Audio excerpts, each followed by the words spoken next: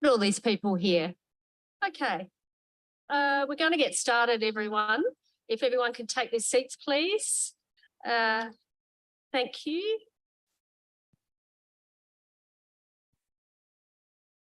So I'd like to welcome everyone here this evening. Firstly, my name is Karen Redmond. I'm the Mayor of this beautiful town. Firstly, I'd like to acknowledge the land that we meet on tonight is the traditional lands for the Kaurna people, and that we respect their spiritual relationship with their country. We also acknowledge the Kaurna people as the custodians of the Greater Adelaide region, and that their cultural and heritage beliefs are still as important to the living Kaurna people today. So firstly, roll call. We have everyone here. Thank you, councillors. There are no apologies. Are there any motions to grant leave of absence, councillors? I can't see anybody putting their hand up, so I'll keep moving. There is no leave of absence and there's no non-attendance. So going to public open forum, I have one person that wishes to speak this evening, and then we'll move on to deputations. And that person is Adrian Shackley. If you'd like to come forward, please, Adrian, if you could turn the mic on and leave it on, if you could. There you go. Lovely. You have, yes, it is working. Yes. Thank you, Mayor. Yes, I want to make a few comments about the item 11.2, the land management agreement relating to Cowan Street. Sorry, just one moment. Just one moment. I think there might be a conflict. Are you wanting to declare something? Yes. If you'd like to declare your conflict, just one moment, Mr. Shackley. I'll just turn your mic off, and if you could turn your mic on, please, Councillor Koch. Yes. It's a note and report, but this application will eventually end up at the DAP. I'm a member of DAP. Yes. So I think it's important that I declare a material conflict. That's up to you. Yep. And yes. And I will be leaving the room for this presentation, and also for that I'll ask you to item. Repeat that Yes. at when the item comes up. So we'll allow Councillor Koch to leave the room. Does anybody else wish to declare a conflict? Councillor Hughes? Yes, I'm a deputy member of the Development Assessment Panel, so I'll be declaring a conflict, because if Councillor Koch can't attend, it's up to the deputy members whether they'll attend this matter. So I'll be leaving the room as well. So what's your conflict? I'm sorry, I didn't hear that. A deputy member of the Council Assessment and what is Panel. Your conflict? That this matter may come up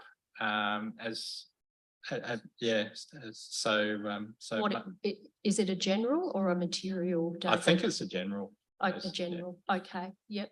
Thank you. And you're leaving the room. Yep. I'll allow you to leave the room. So Councillor Solomon, you're also. Well, we don't know that. Yeah. I'm hesitant. I might declare a general conflict of interest, but I'm going to stay in the chamber. It's an LMA unless there's something which I've missed, which staff can point out, because I understand why there might be a perception, but I don't know that there's an actual conflict of interest for any members of the CAP. I disagree on that point.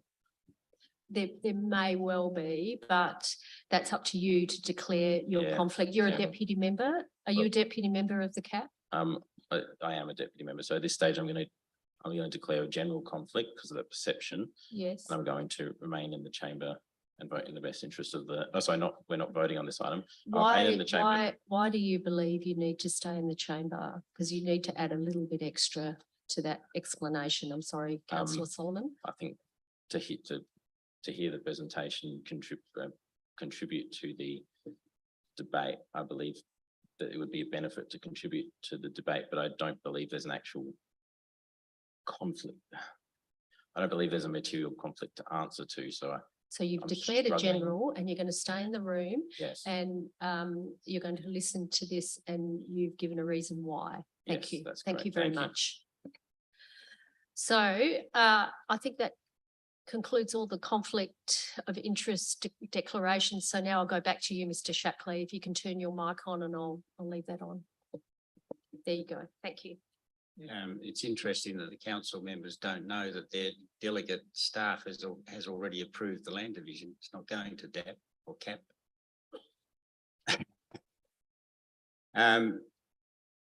Okay. The specific or couple of matters that I wanted to talk about. One relates specific to the LMA, which is clause 7, and it's on. It's on page 401 of 437. And I've sent If in, you just allow us to look yep, through that. What number was that again, Adrian? Sorry. page 401 of the attachments. Oh, yeah. Yeah. Okay, Got it. clause 7. And I already sent in some commentary about this because Councillor Hennessy helpfully sent around a question to people involved in the Churchill Yes. residents group, which I'm involved in. And I provided her with a comment. There's been a subsequent comment back from council staff. I just think there's a weakness in clause 7. It's pretty straightforward. There's a land management agreement that sits over the land, and currently there's a land division approval, seemingly. And if the clause didn't have in it or any subsequent development approval, it would be straightforward. In the event that the land division application lapses, expires, or is cancelled, then the LMA will be lifted. The problem is, in the event that any subsequent development approval lapses, and so that's the wording that's in there, then the council also will lift the thing. And to my way of thinking, that includes land divisions there, LMA is across the title, someone gets an approval for a house, and that development approval lapses because they just sit on it for a year or 2 years and say, oh, I don't want it anymore, please cancel it. Well, the way this reads to me is that then the council agrees to rescind the LMA on the whole of the land. Now, I know the council's got legal advice, apparently says, no, that's nonsense. That's not what happens. But in plain words, it would be easily fixed to talk about land divisions or subsequent land divisions instead of talking about subsequent development approvals, which includes, houses, sheds, anything could lapse. And then literally reading this, there's potential for an argument that the whole land LMA should be lifted off the land, which it's obviously not intended to do. I just thought it's simple to fix. Apparently the lawyers think it's worth arguing about. So you're going to get a report later saying, no, it's all good. Let's just read it. Just doesn't sound right to me.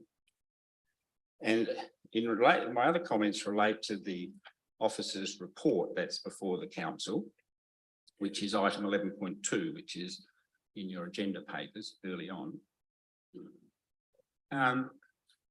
This has really been a big test case for how this new Planning and Development Act works, in particular in Gawler and Churchill heritage area. And it's been a very sad experience in many ways. And there's a lot of misunderstanding about the process. When the Heritage SA people insisted from the start that the Churchill Heritage Management Plan wasn't relevant, and neither were their guidelines that they put out in 2017 or 18, I think. After the Planning and Development Act came in, they put out these guidelines, they published them. And then when it all started, they said, no, those documents don't apply.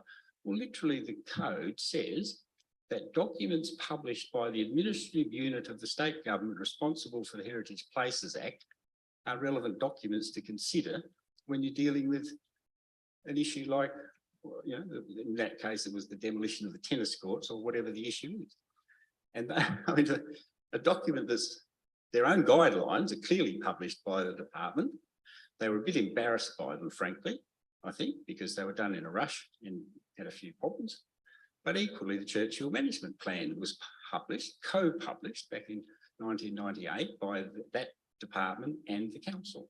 So for the life of me, we've had this legal argument about, what happens. And lawyers have said, no, it's all right, you can ignore it. Well, no, I don't agree. But so there's a statement in the end of paragraph 2 under comments and discussion, talking about the guidelines for development, saying, however, these do not have any statutory weight. Well, I think if you're going to make statements like that, you need to explain what it is you're talking about. But my second point is that the issue of how this approval occurs is important. I mean, as I've just explained, I didn't know. I was just talking to your planning manager who says, no, it was approved a week ago. And the LMA is proposed to be signed off tomorrow as soon as it's sort of, council's had a look at it. I mean, literally reading the agenda, the LMA might have also been signed off and you're just here to get information after the event, but it hasn't been signed off yet. Because these decisions are made under delegation by council staff, but I don't see any reason why contentious issues such as this one wouldn't get referred back to the council assessment panel. It's a question of how that's managed by council staff and indeed this council in terms of how delegations under the Planning and Development Act are dealt with. Now, state government previously have put in place this system which tries to lock it in, but I don't know that it is locked in. But anyway, it's an issue to be looked at, and this case has brought it up quite clearly. Sorry, just to backtrack one point. I mean, the point about the management plan for Churchill and the guidelines that the department published a few years ago separately, goodness knows how you do that when you've already got a set of guidelines in place, but they did it, says quite clearly there should be no new land division in Churchill State Heritage Area. Simple. The end of story. And now, for the first time since 1985, we've got a land division in Churchill and a very significant one. So, this is making history for not good reasons. And just a correction in the officer's report, it says this is the first land division since Colonel Light designed Churchill in 1800s. Well, no, it's not. No, it's not. There were plenty before 1985 because there were were. no rules If effectively. you go further down towards the Catholic Church, there's Yeah. one on your right. Yeah. There's one on your So right. it's the first one since the State Heritage Area was declared in 1995. Could I also say that under consultation in the officer's report, quite a few people got consulted, developers, heritage, developers, council.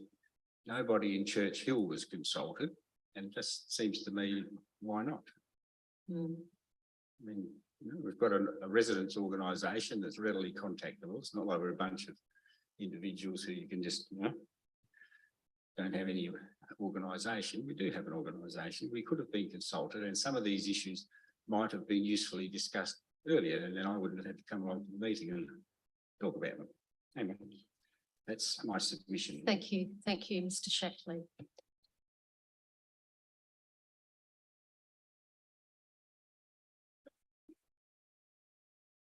So we move on to deputations, and we have 4 deputations. We have Mr. Cosy Costa from South Gawler Football Club. We have Kelly, Kelly, what's your last name? Grady, thank you, from Gawler Central Sporting Club. Are you representing Gawler Central Sporting Club? Yes. We have Aldo Passon from Williston Football Club, and we have Janine Panagiotto from the Barossa Light Gawler Football Association. Janine is a board member on the executive of that association. So first cab off the rank is Cosy. If you can leave the microphone on for the next person. There you go. Thank Good you. to go? That's it. You have the floor. Thank you. On behalf of the Gawler Central, Williston and South Gawler Community Clubs, I would like to acknowledge the Gawler Mayor Karen, Deputy Mayor Nathan Shanks, Acting CEO and David, the councillors and all Gawler Council staff here this evening. Also acknowledge local state member for life, Mr. Tony Piccolo, BLGFA President Mick Bryan and Women's Director Janine Panagotto, as well as our club supporters and volunteers in the gallery behind me.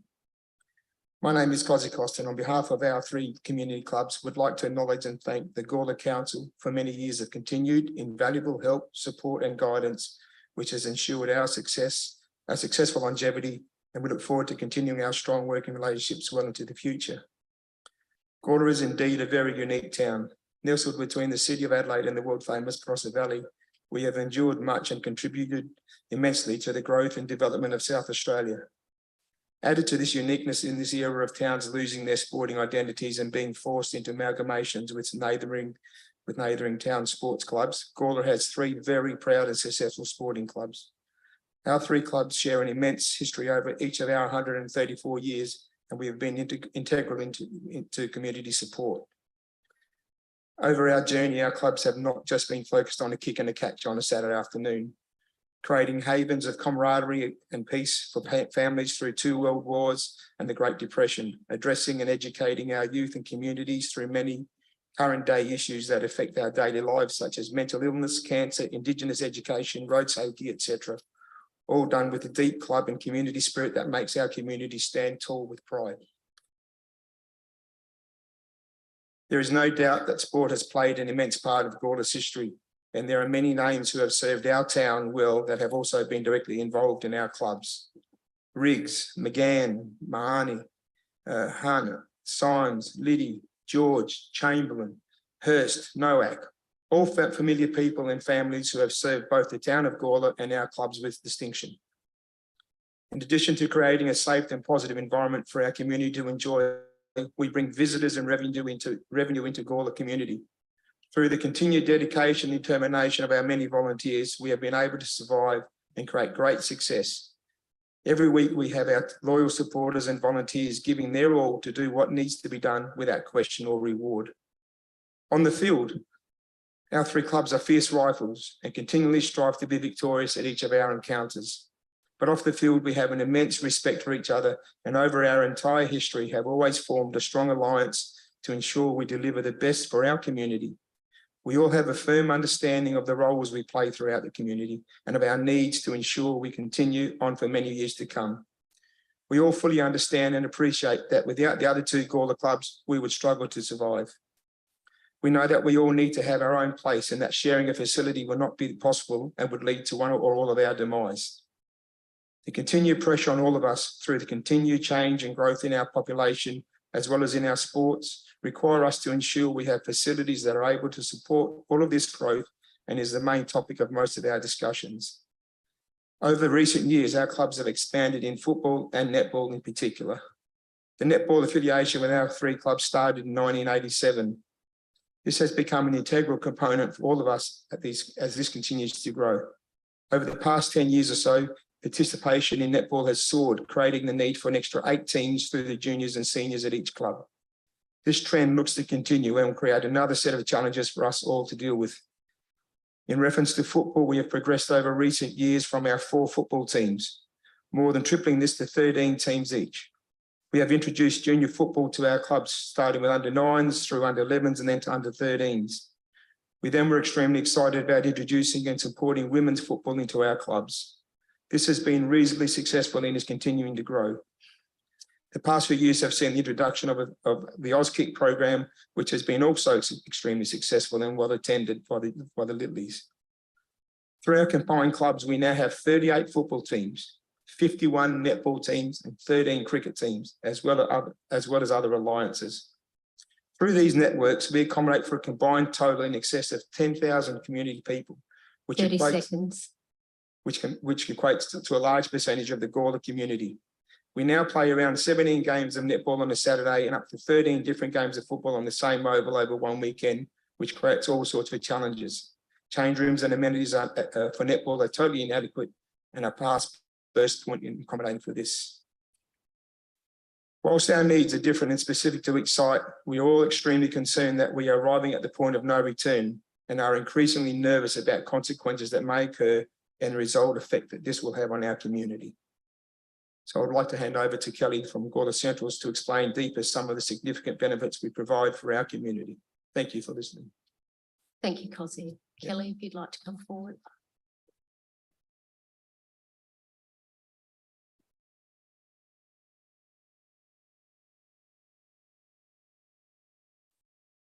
Thank you, Kathy. Mayor Redmond, Deputy Mayor Shanks, Acting CEO Barrett, councillors, Gawler Council staff, members of the gallery. My name is Kelly Grady and I'm the Secretary and Women's Football Coordinator at Gawler Centrals. I'd also like to acknowledge that we have the Barossa Light and Gawler Women's Chairperson, the Junior Director and the Football Director in the gallery as well. Gawler Central are joining with South Gawler and Williston to speak to you all tonight. We're representing our long and strong history of being an active and vibrant element of the Gawler community. We're speaking with an aim to work with the council to put sporting facilities upgrades on the council agenda. But it's not just enough for us to turn up here with our arms and hands outstretched, a modern day Dickens character asking, please sir, can we have some more? But sport, like art, reflects society, its past and its evolution. We want to highlight the need, but also to maybe challenge some preconceived perceptions of what we contribute. We represent grassroots community sport. At the most elite level at AFL, we see the enormous financial incentives, and it's easy to assume that we're the baby brother of this scenario. And from the outside, it looks like we have little boys and girls taking to the oval or the courts. And then towards the afternoon, when the big boys and the men and the ladies apply their skills on the same surfaces, it finishes up and it's all reset for the following week. But it's so much more. As you can imagine, training sessions occur throughout the week. For many of our young players, it's their first experience of commitment, being part of a team and turning up for practice. These afternoons and evenings are also an opportunity for outside agencies and speakers to come and present their important messages. Our players receive valuable education about cyber safety, drug safety, road safety through SAPOL, the Sammy D Foundation, Road Awareness Program, the RAP. We have special league rounds and functions to highlight diversity, provide education and to fundraise for needs and organisations in the wider community. We have the Indigenous round. Our Guernsey design was developed through workshops conducted with our players and Scott Rathman Jr. and the pre-game presentations by past Indigenous players highlighting how sport has been a catalyst towards recognition. We have the Anzac round, the RSL and our own servicemen and women, both returned and currently serving in all arms of the Defence Forces, shared their experiences. We have Breakthrough Round, where we present strategies and supports, shine a light on and start real discussions about mental health. We have Pride Round, celebrating how a club is a place which is welcoming, accepting and inclusive, regardless of religion, cultural beliefs, sexual orientation or gender. We have the Pink Round and Ladies' Day functions. Our recent Gawler Central Ladies' Day resulted in $3,000 being donated to Look Good Feels Better, a service provided to women going through cancer treatment. Between clubs, we also seek out opportunities to better educate and support. For example, for many years, Gawler Central and South Gawler have worked with the Gawler Suicide Prevention Group to have a special under-17 cup. Again, opportunities to bring outside expertise into our four walls and target our players and enable them to navigate those tricky, sometimes tumultuous years. Our clubs are places which provide physical activity just through their sheer nature. The health and wellbeing benefits of engaging in moderate to high physical activity are well known. Our players feel connected. Research shows that this decreases the risk of depression and suicide. It decreases the risk of chronic disease, obesity, heart disease, and type 2 diabetes. While these are fabulous personal benefits, it also flows on to the health system, reducing pressure on this vital resource. Our clubs also provide the modern day village. We all know the saying that it takes a village to raise a child. We all have children who start in Auskick under 9s and under 11s when this is their size. We all know personally how busy those years are for parents, juggling between work and home. Our clubs can become that haven to support, to provide a network to assist in real dialogue about parenting struggles. 30 seconds. Thank you, Kelly. We see firsthand how these juniors who connect with the club maintain that connection, not just with the club, but with the Gawler area, renting, buying and building in the area. Yes, we achieve all of this in spite of our facilities. Everyone presenting tonight works in a volunteer capacity for our clubs. We contribute to our club and as a result contribute to the wider Gawler community. We hope to work with council to develop a plan to rejuvenate our precincts and facilities. Thank you for listening. I'd like to hand over to Aldo from Williston now. Thank you.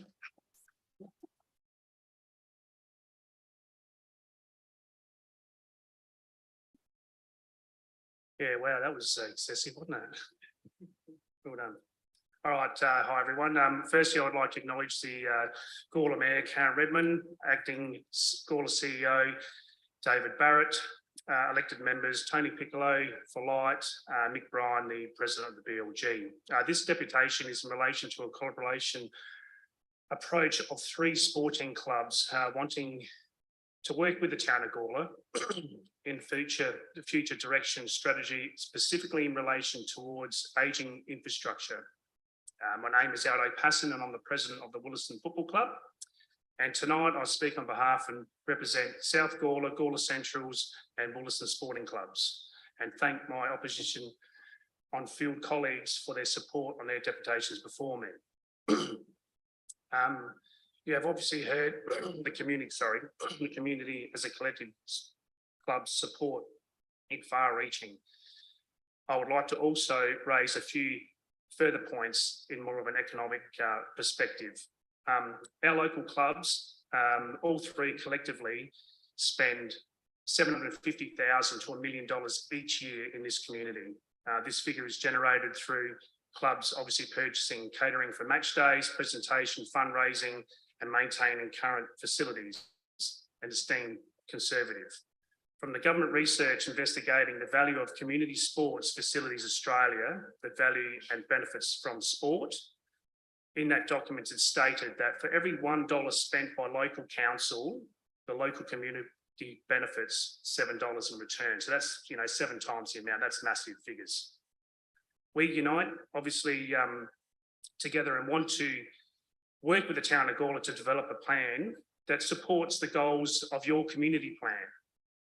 As mentioned in your community plan, the population in Gawler in 2036 is approximately 37,000. Goal 1, our identity. Our 3 clubs have rich history as we're all formed in 1889. We'll be approaching 135 years next year. Goal number 2, managing the growth. Our current facilities cannot sustain the growth currently. The facilities were built in the 70s when we only had 4 teams each, 4 football teams, that's all we had. Now we've got a collective of 100 teams, obviously involving cricket, netball and women's football, which is growing fast. Goal number 3, healthy, active, safe, engaged community.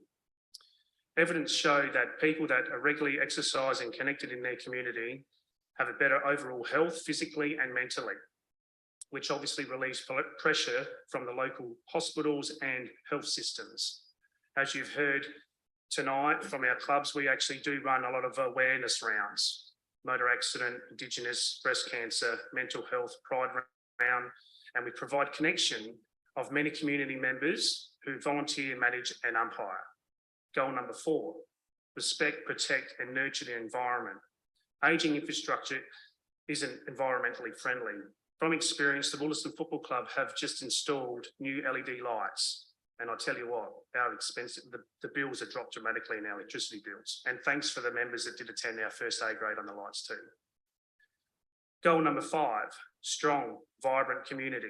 Improving infrastructure will enhance this by enabling potential, offer further sharing of our facilities to community functions and events.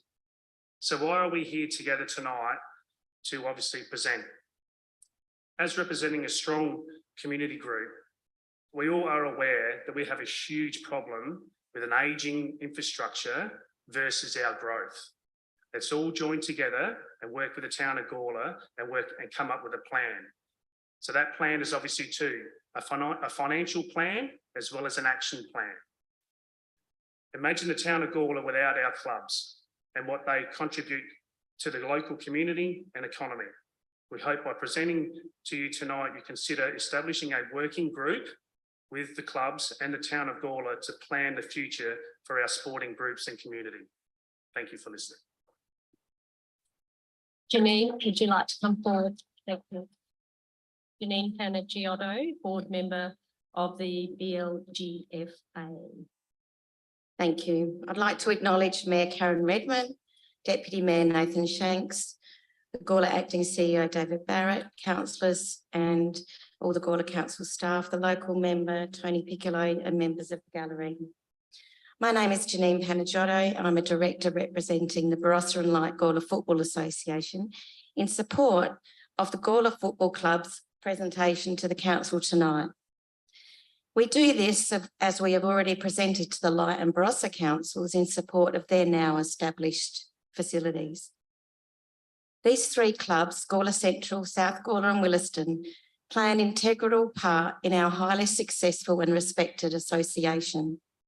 They provide opportunities for over 1,000 young men and women to play either football or netball or umpire or volunteer in a safe and healthy environment, as you've heard them all say tonight.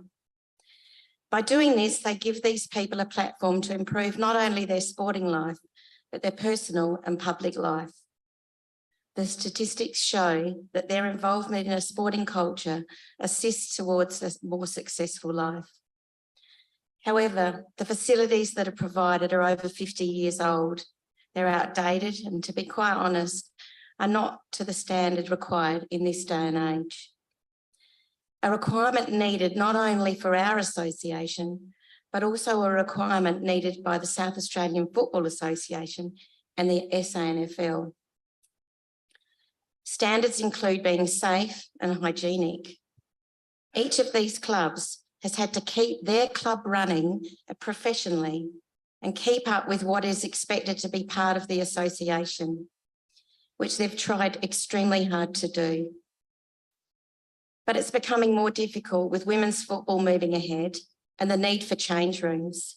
Sometimes male and female areas are needed on the same day, which you can imagine causes quite a lot of distress.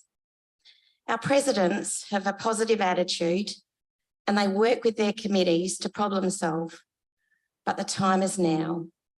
It's now time to work together to improve our Gawler facilities, because we're being left behind in our BLG association. We really are. I can't emphasise that enough. At the moment, the Gawler region could not stage a gather round or the country championships because of these archaic facilities presenting the local economy to also receive a boost.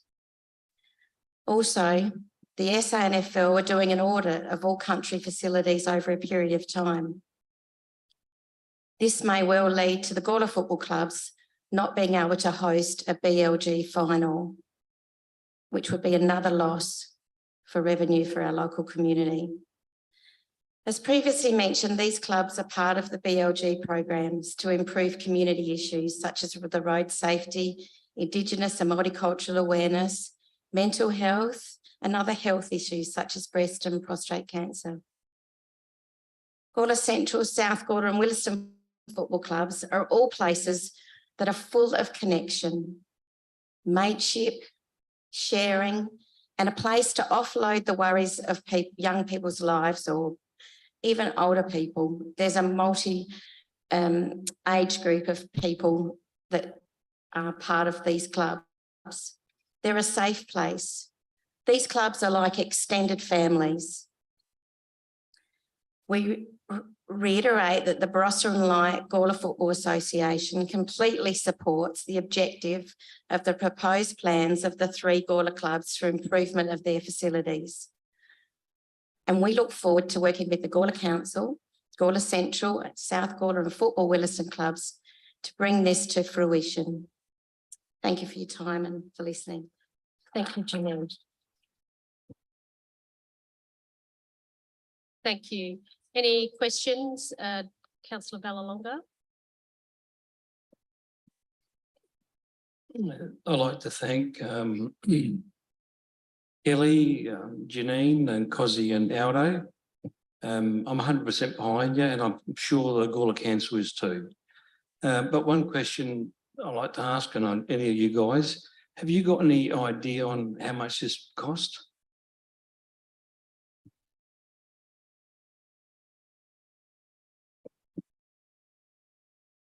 Good question. Obviously, I could throw a figure at you in regard to what it costs, and I know that that's what you've got to start with. But at the end of the day, you probably heard my presentation. It's more about actually having a financial plan and an action plan. So we know a period of time and how we can obviously generate the money to do it. Look, me personally, and probably the presidents are in the same boat. We feel that we're actually letting the community down by obviously not fulfilling. And we know that there's whispers at the end of the day that the council can't afford it. But that's where I think we need to have some sort of plan in place that we know how to generate revenue and obviously cut costs as well. So that's how, I don't know if that's really asking your question, Jim, but Thank you. more of a Aldo. group to, yeah. Yeah, thank you. Just stay there for a minute. Deputy Mayor? Thank you, Mayor. Thank you for the presentation, Sarah. You know, in an ideal world, we run through the action plan and we come up with these actions. How do you navigate through the inevitable who goes first should funding come forward? Just turn it on. That's it. That's it. Yeah, that's an excellent question. And I know you guys need to know this answer. Look, from my point of view, and I'll be probably speaking on behalf of the three presidents, just say, for instance, we've got to, as that working group, we need to work out what is best for the betterment of the community.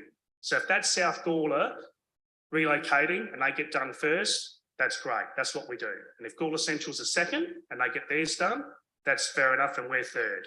We don't have an issue with that. What we have an issue with is the action plan of how long it's going to take. So I know as a football president of the Wollaston Footy Club, it's going to take 10 or 15 years and all three of them are all wrapped up. That's fine if we go last. And on the other side of the flip of the coin, if we become first, president of the Wollaston Footy Club, as I stand now, I will support the other two clubs and make sure that theirs is done too as quick as we can possibly do. Does that answer your question?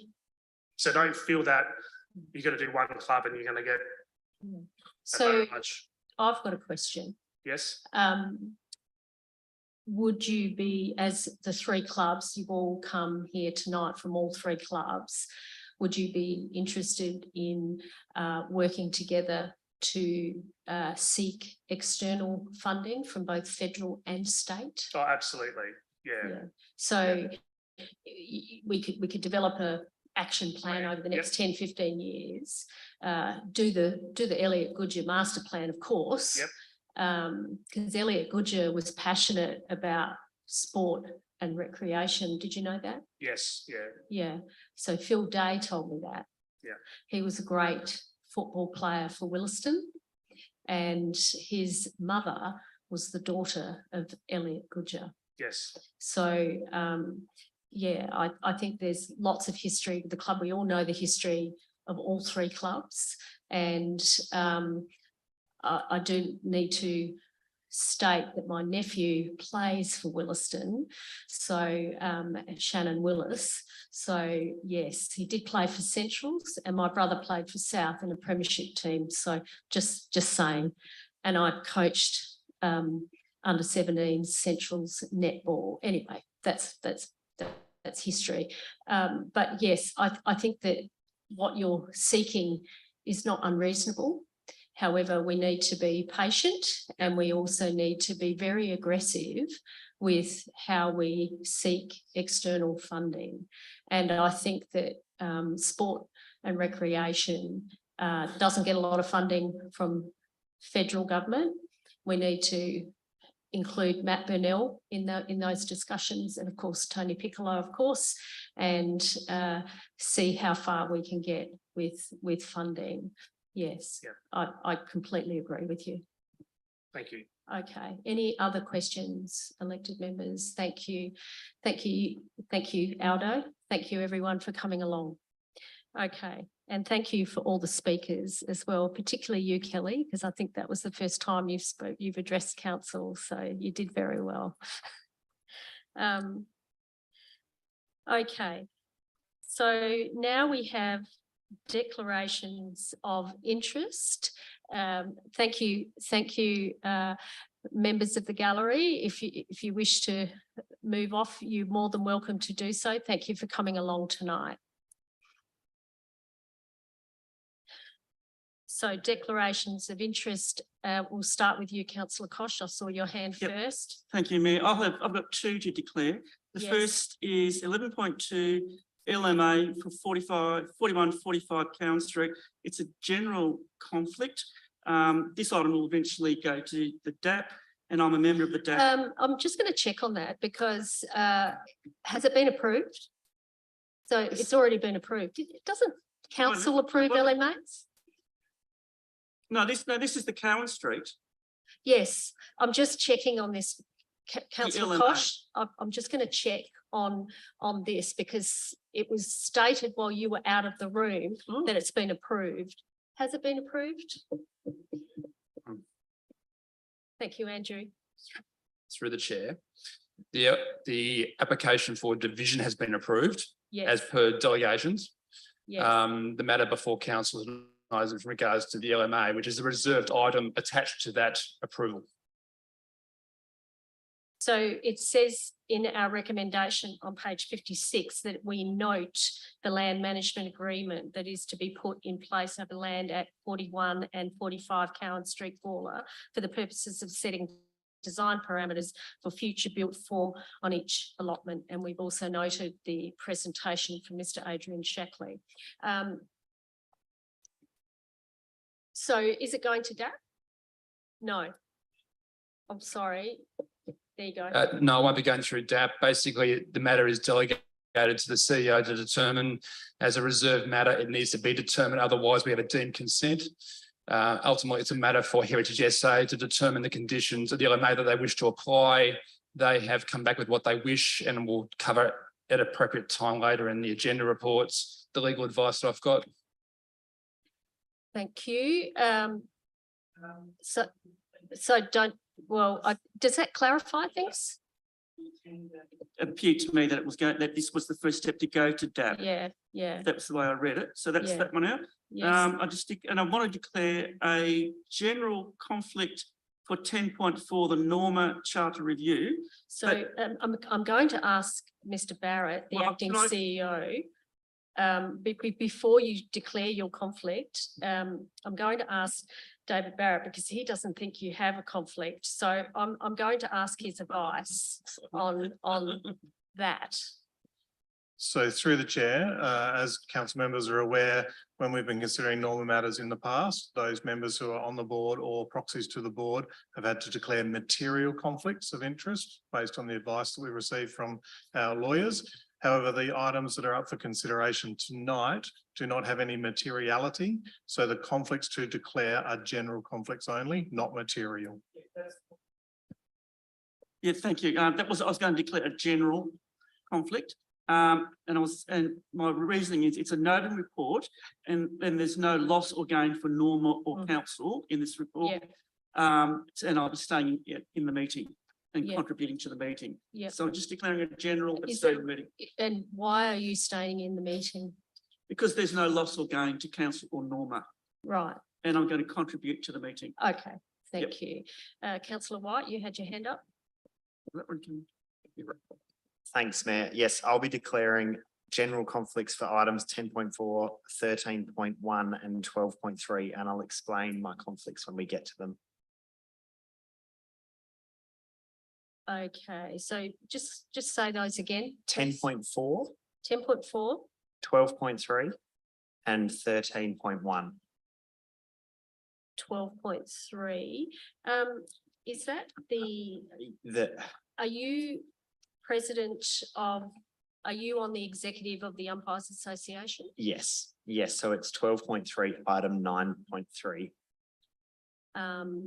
Happy to explain that when we get, Yes. if that's easier. Is that a material conflict? No, because we are. I'm going to ask Susie for some advice here because I think it might be. So I'm just going to ask Susie just one moment. I'm sorry to interrupt you, Councillor White.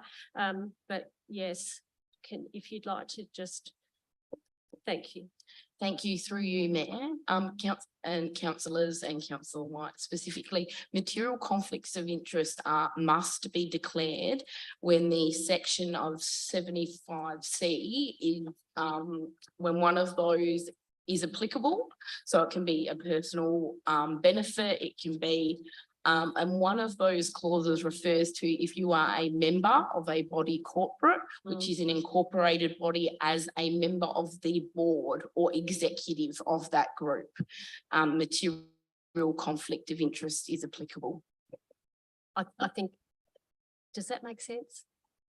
It does. I might, if you're happy, I might get to that when we get to the item and Yes. explain a bit more and then make a decision on how I'll deal with that at the time, if that's okay with you.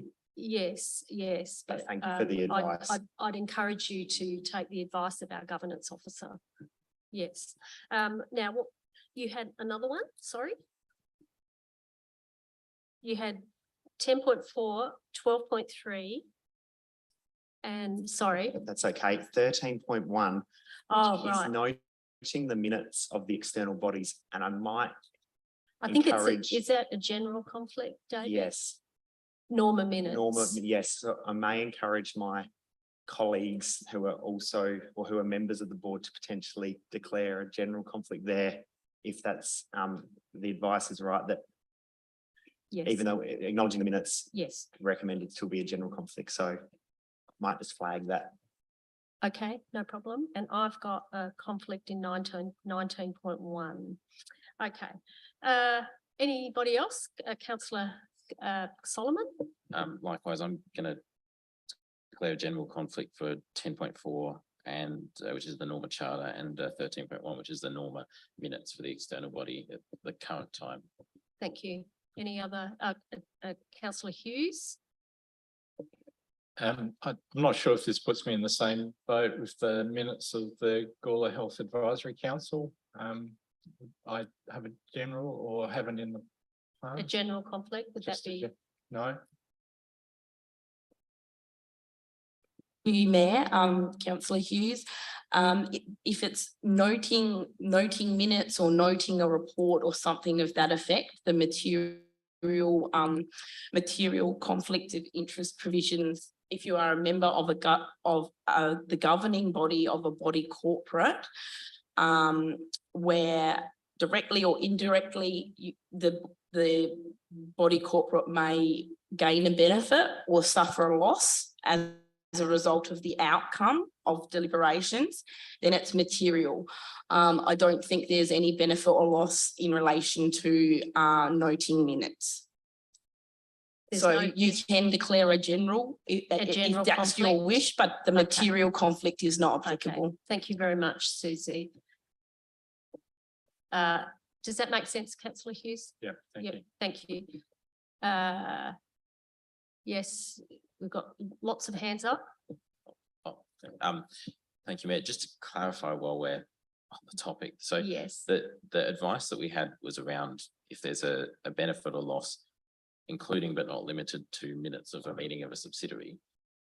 The meeting of the subsidiary, the minutes that we've got approved the draft budget. When would minutes? When in any other context would well, minutes? I think I heard Susie say that there would be no benefit or loss. So if you declare a general conflict, Yeah. that would suffice. That's what I heard Susie say. Does that clarify things? I think it's more that the advice we've got from the CEO Yes. initially Yes. says that it could happen, but I can't see any. I think circumstance if under it's a which it would. substantive matter Yeah. for Norma, and you've been on the board and you've been, or you're a proxy member, etc., that's a material conflict. If we're noting minutes and we're noting a charter, I think we can take the advice from our governance team that it's a general conflict. Now, I'm happy to accept that advice, but you need to make up your own mind. Okay, no worries. Yeah. If there's any change, I'll do it at the time of the item. Yep, thank you. Anybody else? Councillor Shanks?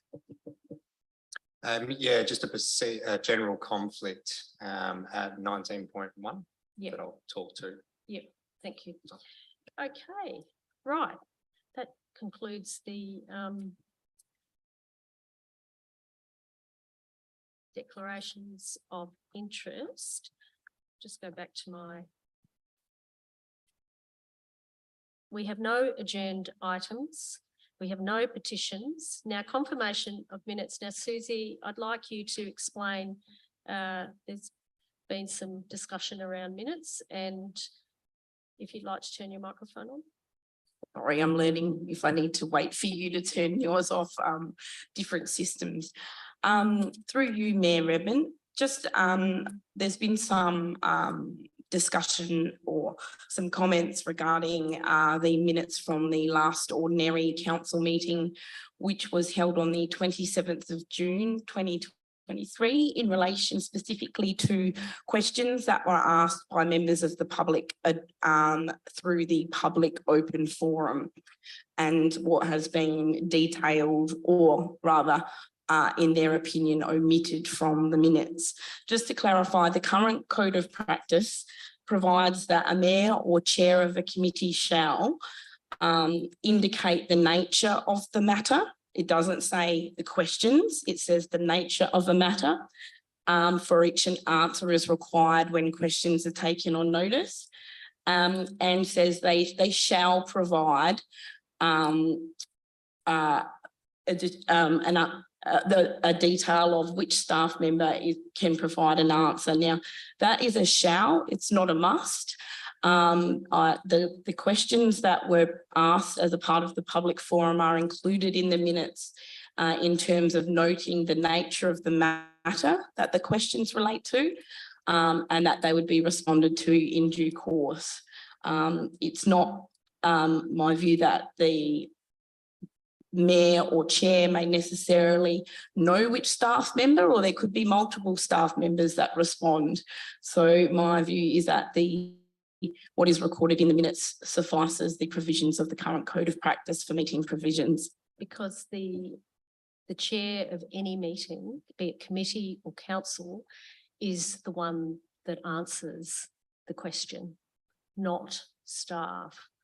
Yes, it is the actual chair that answers the questions. So that I'll put that on the record as well, that it is the chair, be it committee, be it council, that answers the question.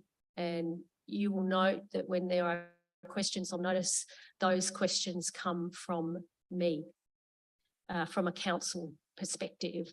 If you are a chair of a committee, any questions go through you and you answer the question. Now, staff may provide the appropriate answer to you, but you have to approve those questions. And that is how it works. Yes, it's not staff who provide the questions. It's staff may provide the information to the chair, and then the chair is the one who answers or who approves those questions to be circulated or be put in the minutes as questions on notice. Okay, so thank you. So are the minutes correct, Susie? In my view, as a governance officer, yes, they are. Thank you very much. Okay, so we have two. I think I saw Councillor Hughes and then Deputy Mayor Shanks. So yes, you had a question? Yes. Mayor, through you, if the elected body saw it necessary to say table any answers that are a result of questions asked through you. What is the process? They wanted us to table the answers that are approved by the chair. Require a motion. A motion for conference, one, be able to do one without those. I accept that. Yes. Councillor Hughes, had you read up? Yeah, I have to move the minutes to your council meeting. Thank you. Thank you. Do I have a second? Councillor Hughes, your hand, please. So moved by Councillor Hughes, seconded by Councillor Henderson. And all those in favour, please raise your hands. All those against, it is carried.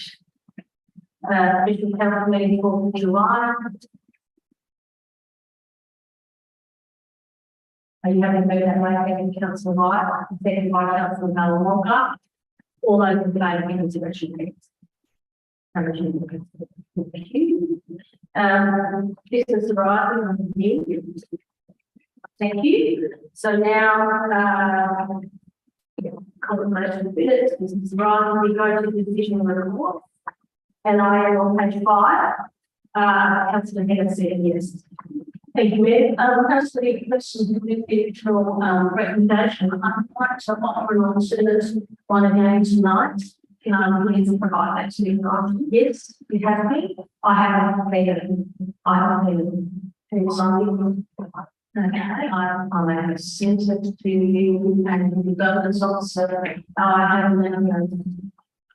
They might emails. Okay, sorry. Is it? And I'll just make it the governance one. Okay.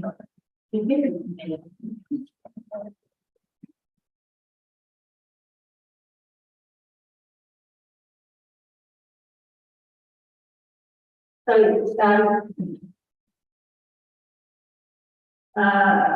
okay, so the relevant stakeholders are who Councillor Henderson. The consent, my understanding was that they were the major stakeholders. Is that correct? Yes. So in the discussion that we had with staff, it was identified that there was a number of people who were at the top end of sponsorship received by council. I think we identified that 5 and the decision was made to use those as a bit of a focus here. Yes, to go out to consultation. Just a way of us testing that the requirements in this report that will come back to the council is achievable and acceptable to them. So it's a method of just checking that we're on the ball with our wording. I was deliberately not, because we came up with 5, but I was going to leave it to start. I think we mentioned one of the clubs, for example, and we know that there are more than one. Okay. So is that direction, Mr. Barrett? Yes, that's correct. Okay. So you have moved on to accept that alternative. Well, I can't see it. I can't see it. I can't see it. I don't have it. I'll just bring it up. So, it's on the screen now. So I'm going to, can you read that out, please, Mr. Barrett? Certainly, through the chair, the motion is that council to further sponsorship program system acknowledgement requirements report to a future council meeting in order to allow staff to undertake consultation with relevant stakeholders. So that's the, I've accepted that. I think that's a valid motion. Do you wish to speak to it? No, I think I'm forwarded information to it. It's a bit of I think it's an important document, and I think it's going to give us consistency. But I think this slowing it down and allowing us to take this important community engagement process is going to be worthwhile as well. Did you send that to all the members? No. I'm sorry, I haven't seen any background information from you. Was an email that went out on Monday the 17th then.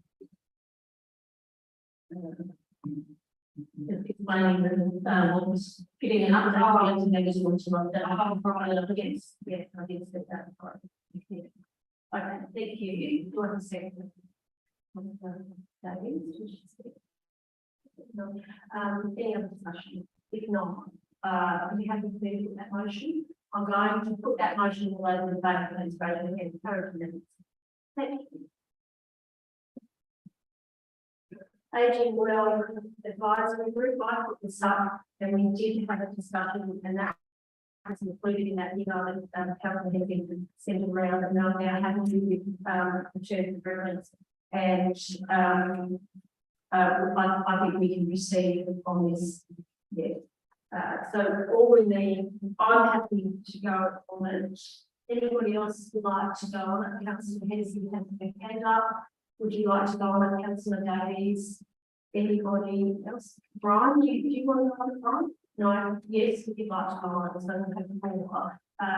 Doesn't matter how many we have on it, we have minimum 3, but we can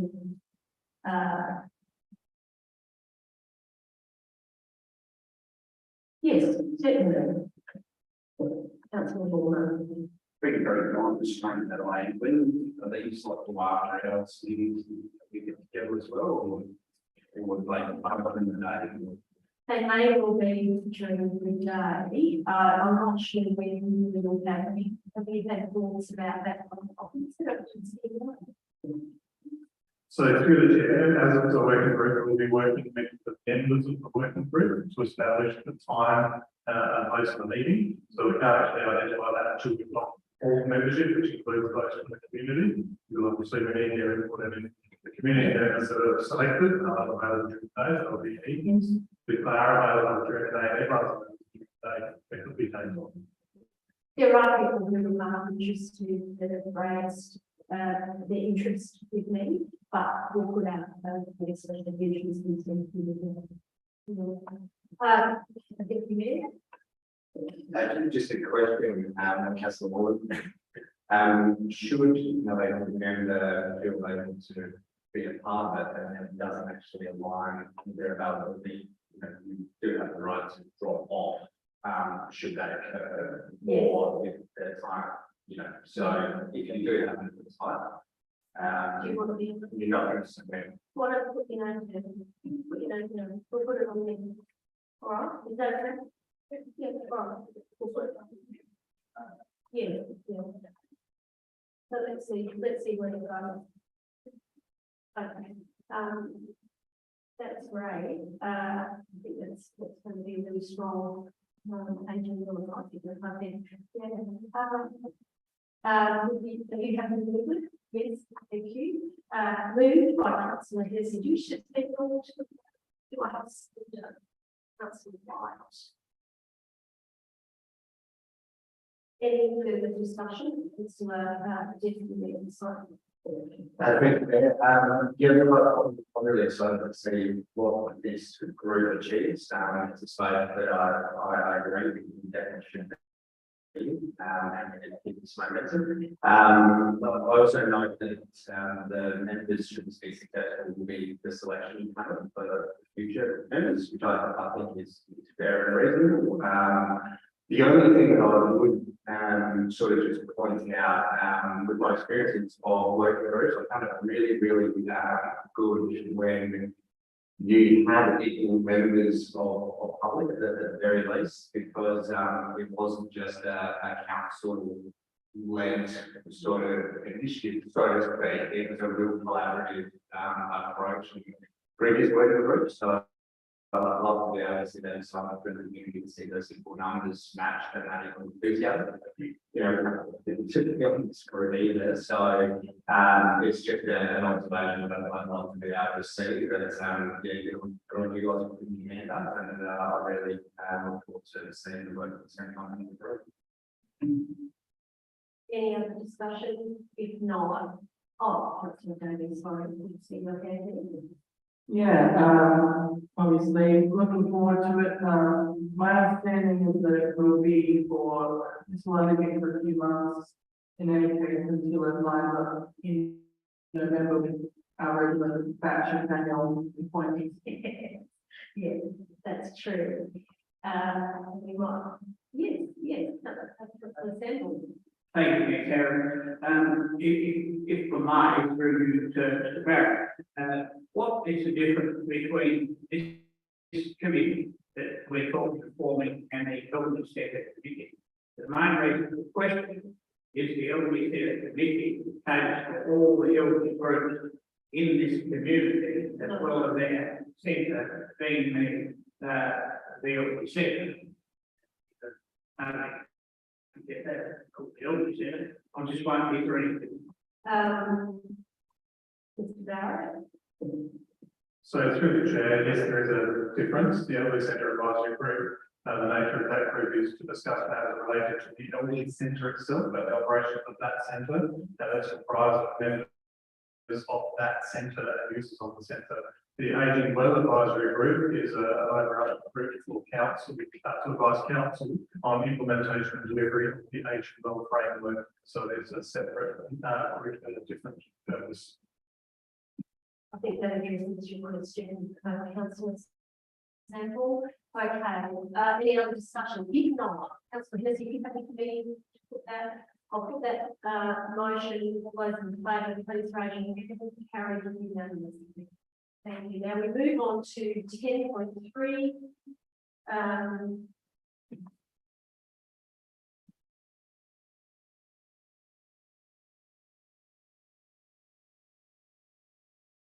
So this recommendation is stating that approves land owner intending the removal of the significant tree located on Clark Road.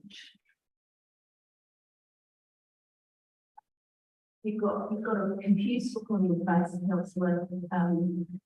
Sorry. I just have a question. It's not a good question. Was I correct in reading it that at the fulfillment of the deed, the tree is likely to be removed anyway? Or was that incorrect? Well, I read that all the trees in Clark Road. What's that? What's that?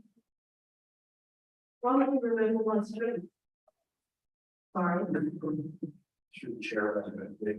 So first question is council Parliament of the deed, and the next question is why are the trees removed? Maybe I'll do the second question first. My understanding is in terms of the agreement with the developer of Boyana Waters, that there was specification given in terms of road upgrades that can't specifically be achieved in the reservation width, which requires those trees to be removed and replanted appropriately. So we get the full part of how it works.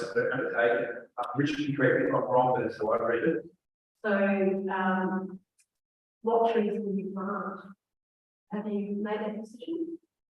Will they be Australian natives or will they be exotic? I think it's fair to say that the chair would have to bring it back to council for some feedback. Yeah, that might be the best. So I think in the deed, they're all going to be removed, including this one. So that's written into the deed, so I'm going to correct Councillor Solomon. You're correct. Yeah, it's already written into the deed, which has been previously agreed to by the developer and council. Is that correct, Andrew? What's been agreed to by council and the developer is that we've got approval to remove this particular tree. The issue is, however, as the one on page 4 of the agenda, there's only consent required, that requires before you find people to get it approved. That's not a major question. Do we have a legal obligation to remove the tree? Andrew? Myself, I'll answer this one for you. We basically approved the removal of the tree already, subject to a reserve matter with its consent, which is considered the other operational matter. Also approved the childcare centre, which you can't physically operate without tree being removed. It's where the driveway is. And I think it would be important to lose if we were to not provide consent and consider it quite unreasonable to hinder an existing corridor. I think that answers your question, Councillor Solomon. Councillor Cox. It's a question along that line.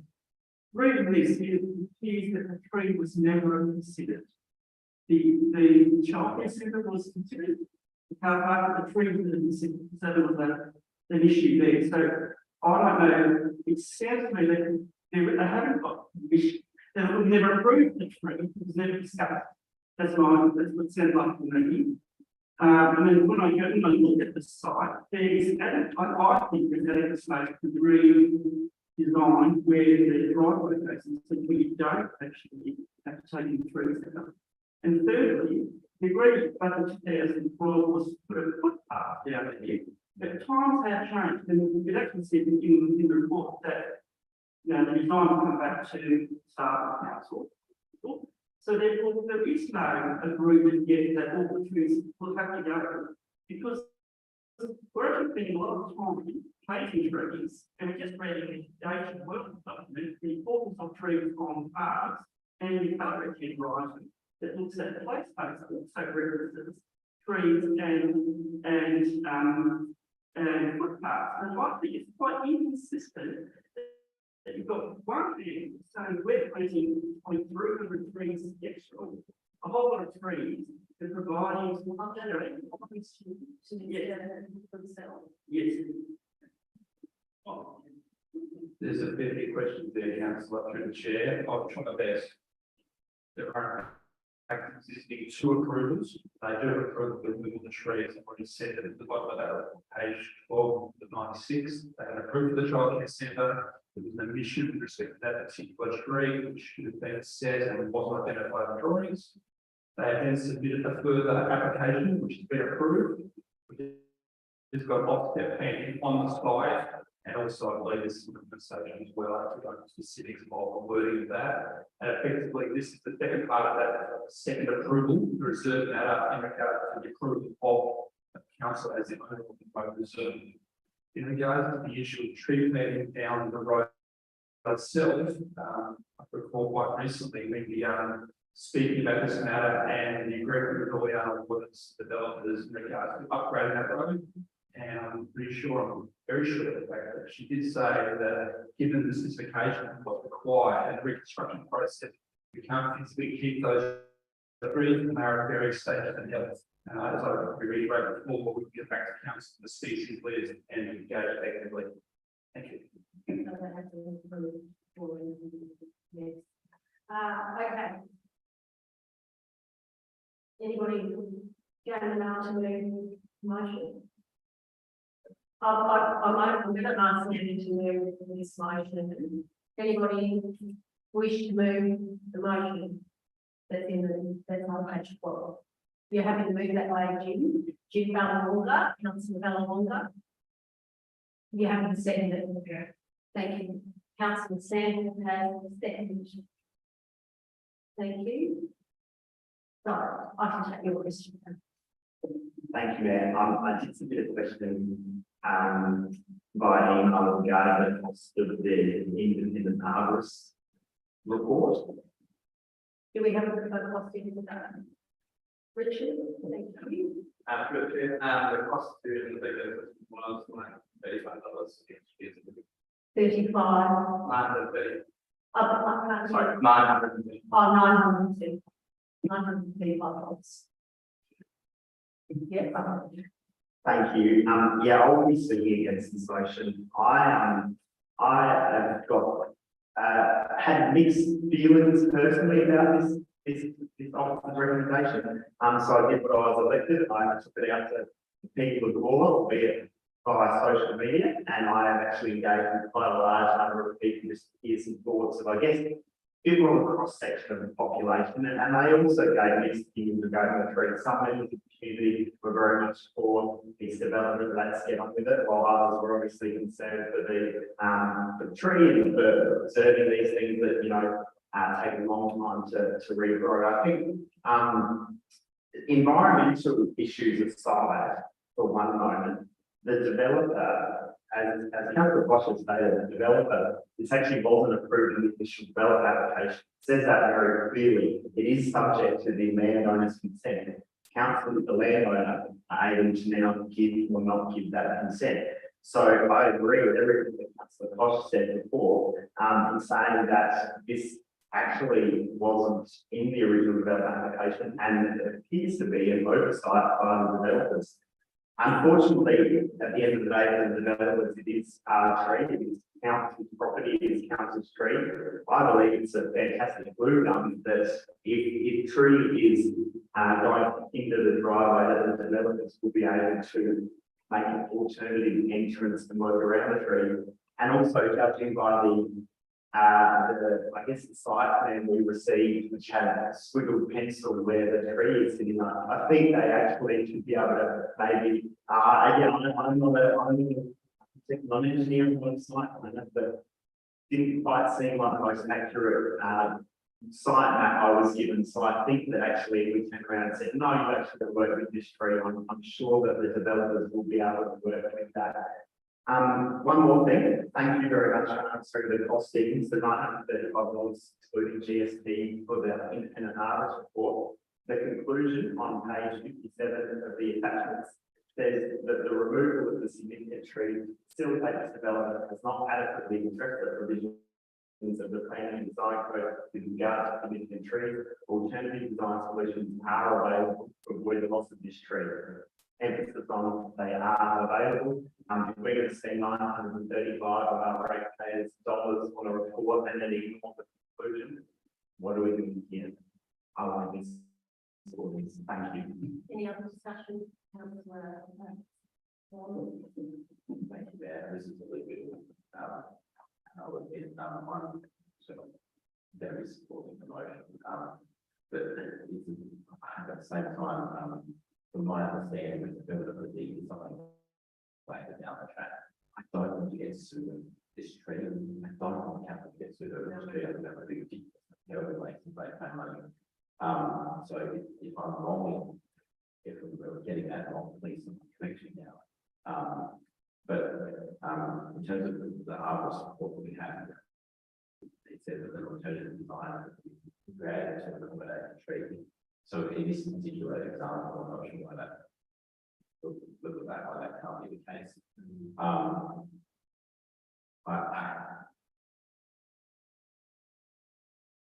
Unless that was the board, I'm still a bit lost. I want to get where is that? Well, it says in on page 12 that the application has been set and planning consent for tree removal was granted, subject to reserve and being that landowners consent to obtain, and that section 221 improving is contained. I'm going to ask a question on your behalf, or not on my behalf, Mr. Andrew himself. If this matter was appealed, at least the EID number, how much would that cost?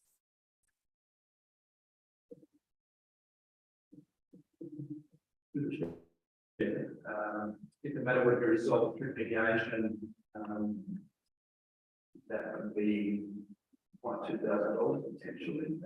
But if it were to go to with the ERD with fundamental change to the approved development, until the 5 to 10 grand would be quite easily. So that's quite significant, and I think it goes to your point, Councillor Solomon, because staff have approved the removal of the tree, the consent has been granted, and council reviews, and you can do it with your life. However, $5,000 to $10,000 is a lot of money to go to the ERD court, and they would probably win. Would that be your assessment? Notwithstanding the health of the tree report, which would indicate that the tree is appropriate in terms of itself, but the issue of the tree is in relationship to the development and drawings. And in that context, we would find it difficult to defend, I would have thought. It would be challenging to defend. I think that's important information. I think that's quite important information. I've seen your hand up. Are you wish to say something? I was going to ask one last thing. So this step that we're taking now, is that material in any way, or is it just something that's lacking the word, but it's just something in the payment code that just exists, or is there actual significance to it? Without I think the issue we have is that there are many delegations now, and Andrew has his own authority, his own authority under PDO. And he has great powers to approve or not approve. He can choose to bring something up to council or not. And there's many, his own authority. That's correct, isn't it, Andrew? Is it you or is it David Baird? For the chair under the Act and separate manager, Sorry, I beg your pardon, I thought it was you. Yes, sorry, I was giving you too much power. Yes, so I think this is really quite an interesting, complex issue because council has already approved the removal of the tree. If it goes, if the landowner appeals, that will probably win and it will cost us $5,000 to $10,000. So I'm just putting that on the table. I'm just going to correct, but it's just as we should just going to be open-minded for the rest of this debate here, what people have to say. If I'm here about it, having now heard that. So thank you. I'm going to go to Councillor Hughes who hasn't spoken yet. Just, I really have the clarification about this road, and what is a road wide, that's why the trees have to be removed. Road there. It's a road widening through and putting in a footpath.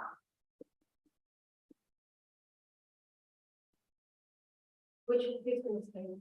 I don't know. Basically, it's reconstruction of the road. Reconstruction of the road. And that will require us to establish that they don't exist. That will require curb and guttering and associated works and notwithstanding. Correct. All those things. And in regards to that, it's not physically possible to provide all those things, including cycle pathways, etc., without those trees that are currently on the road reserve being basically aggressively removed and placed by appropriate species planted in the wrong places. I think that addresses your question. Yes. Any other comments, Councillor Koch? You can't be voting against this project. There's an opportunity for people to encounter some mediated position on this. And I just, it all hinges on the second last line on page 12. And it's payment consent to legal granted subject to reserve matters. It's subject to. So the developer knows that it's subject to our decision. So that's what hinges on me. It's our decision what we do because we own it.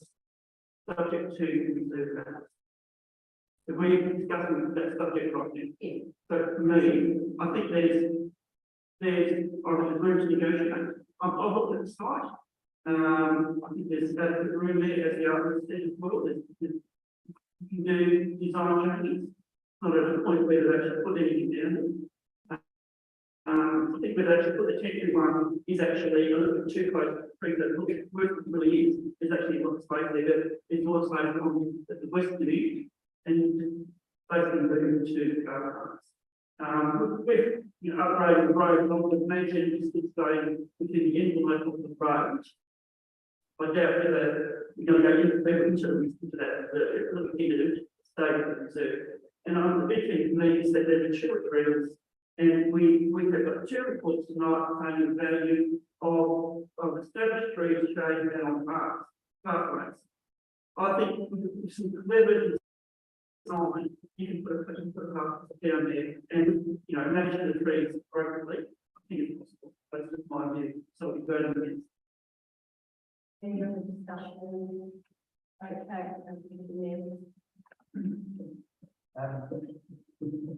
Just a couple of questions, very quickly there. Am I right to say that the development of approval that has happened in the childcare centre is based on the sort of car parking design that has been engineered through the traffic consultants that the developer and Brown Government employ those consultants and designed such a car park that would work in relation with that development.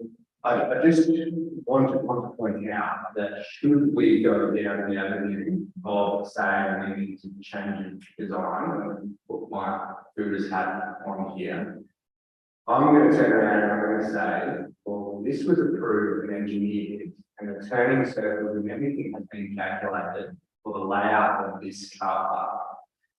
It's not sometimes as easy as moving over that urge crossover and making the, even at this point in time, it's needed split of 4 car parks either side of that entry. It's not a mistake, it's a calculation to work well for means of ingress ingress. I would query that going to moving over to car park is starting to get a bit closer to a utility shed. I would query the safety that the consultants will come back with in concerns, regardless if you agree with it or not. Trying to get consultants to redesign. It's a bit risky when all the calculations are being done and it's been approved. I would also then query the potential of these trees with galleries, we've also said. Going in the future under their impression that they are going. I agree, it's sad and military 100%. This is the two of them that we play with development as we move through.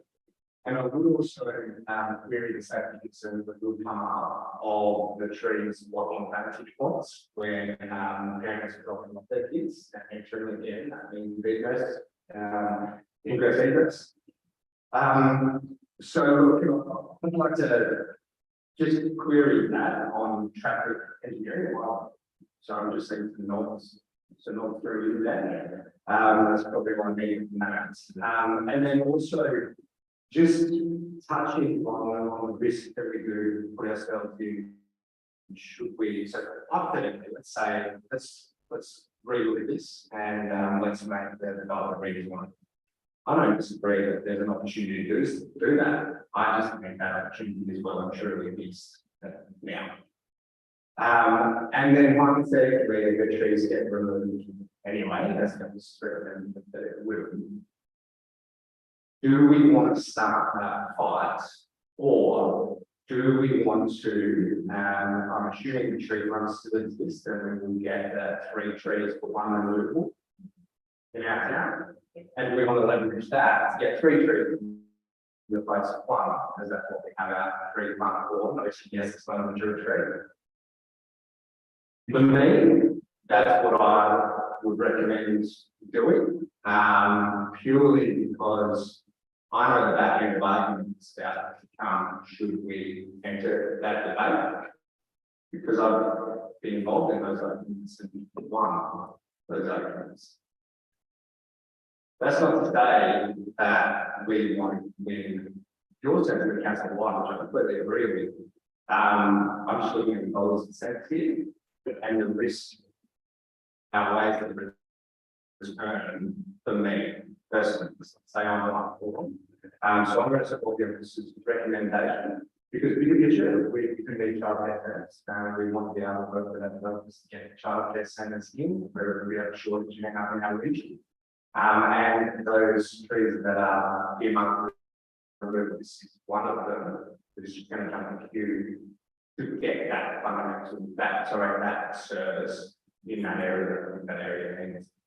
So for that, I'm going to support the officer's recommendation and thank our colleagues for putting their views forward. I agree in the sense that that's terrible thing to lose a tree or multiple trees. Okay, any other discussion? So just, I'm getting some feedback from the community that the microphones are picking up camera microphones instead of the microphone. Here. Well, I know nothing about that. Who, can we check, please, because people need to be able to hear what we're saying. We need to be able to hear what we're saying. Yeah. So. Sorry. I have no control over the audio. Yeah, I know that it's not working now. It's not working now, is it? No. Councillor Sam. Yeah. And I get confused pretty easy, but I heard you take for that all the trees in that road can't be removed. That confuses me. The other thing that confuses me is that as council wide, it's thoroughness that is in this. And I don't understand, but why did we have to enforce a after tech the filters? Because we employ an arborist and an arborist team. And they were obviously the ones that gave the information to the Andrews department when it came to the point of approving this development. So I just don't know. There's another 935 dollars. I know it's only money, but it's not ad. And that sort of thing. I just wonder why we go away and do this. I mean, 935. I went out as Councillor White and had looked at it. And knowing the value of wood, and that's what I think there's probably $2,500 of wood on that tree. And we've already spent $935 on having someone tell us that it doesn't really need to be cut down.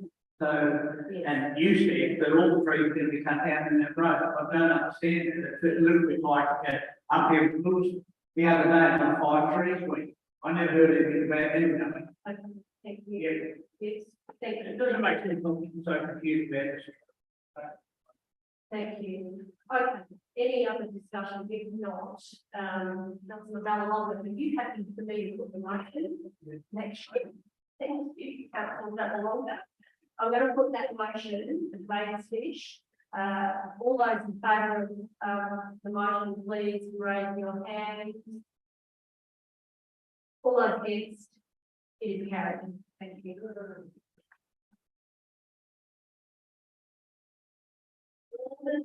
Adelaide Waste Management Authority Charter Review. Now, we've got a number of conflicts. I'll start with you, Councillor Posh.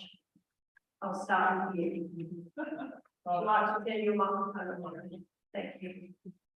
10.4 Norma Charter Review. Yes. Another reports where there's no logical gain to normal council, but for me, it's general conflict, and I'm saying this contributes to it. Thank you. Councillor White. Thank you, Mayor. I'm the deputy member for the town hall. As there is no gain or loss to Norma, I will be declaring a general conflict of interest in staying in the room and contributing to the debate. And voting in the best interest of the broader community. There's an extra bit that you need to say, and that is why you want to stay in the room. The council Posh, you didn't say why you wanted to stay in the room, and I must insist because that's part of the legislation. Sorry, sorry. I'll go back to council Posh. Yes. To represent the community in Spain. Okay, thank you. And Councillor White, if you can answer that. To represent the broader community in And Councillor Fuller. Thank you. If you're honest. Yes, it's I'll declare conflict of interest of the board. I'm going to deal with that by staying in the chamber and voting the best interest of the community. And I intend to remain in the chamber for the purpose of advocating or not advocating, but acting in the interest of the community and contributing to the debate for that purpose. Thank you very much. Okay, so now we have the very straightforward the council endorsing Northern Adelaide Waste Management Authority Charter as amended. Who'd like to move the case? Seconder. Councillor Sam. Thank you. If there's no further discussion, yes. Just some comments. Yes. I think, my really concern is that the charter remains for the representative of the community and not say experts board we get, experts in. I suppose my view is that, Norman potentially become more of a business, and it could become, you lose that representation of the community, it could become more of a business and less, focus on the community. So that's my comment. Thank you. Yep. Yes. Yeah, thank you. I also am happy to endorse the charter, but I did know a couple of things reading through this report. The timelines between the review and this consultation is 8 years. And that seems incredibly odd. And I do rely as a newly elected, relatively newly elected council member on 3 elected members who are on this board. Because to me, while Norma has a lot of successes in its history, it also has the ability to have significant reputation for this council, on the matters that it decides. So I think it is something that I'm quite reassured that the pre-elected members are keeping an eye on that on our behalf, and I'm very pleased that they're able to remain in tonight and be part of this discussion. So yes, very happy to endorse it, but just wanted to know my concern. Thank you. Any other discussion? If not, Councillor Mellon, will be happy to get for the motion. Thank you. I'll put that motion in place of vote. Please raise your hands. Carry it down. Thank you.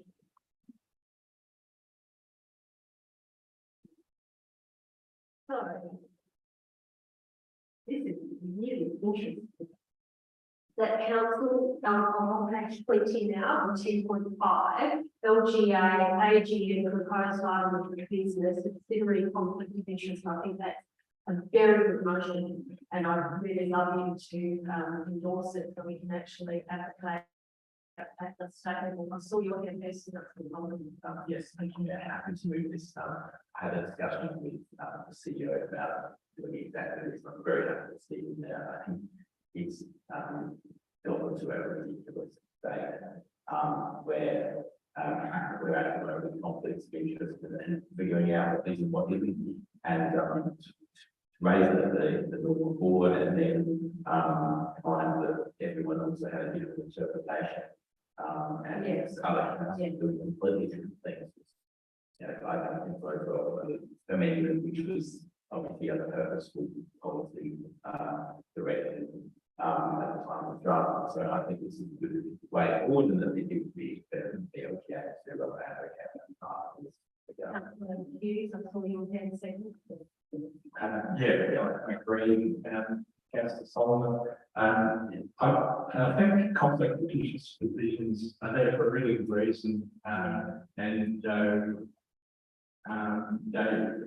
I think it's really important to err on the side of caution, and I know that with conflict of interest, it's not just the local government act, which is state government employee, for example. You're actually going on that there, and if you found to reach the state government code of conduct through business of the council, that follow your career and make it very difficult to change positions and things like that as well. So there's really good reasons to have the code of conduct provisions for local government, but there's also higher ones as well that you have to be really, really careful. But this is, I think, really straightforward. The 90 minutes, for example, I think it had got ridiculous in that regard.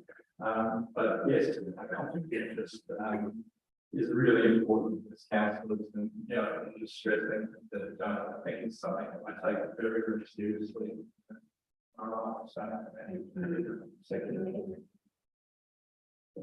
Thank you.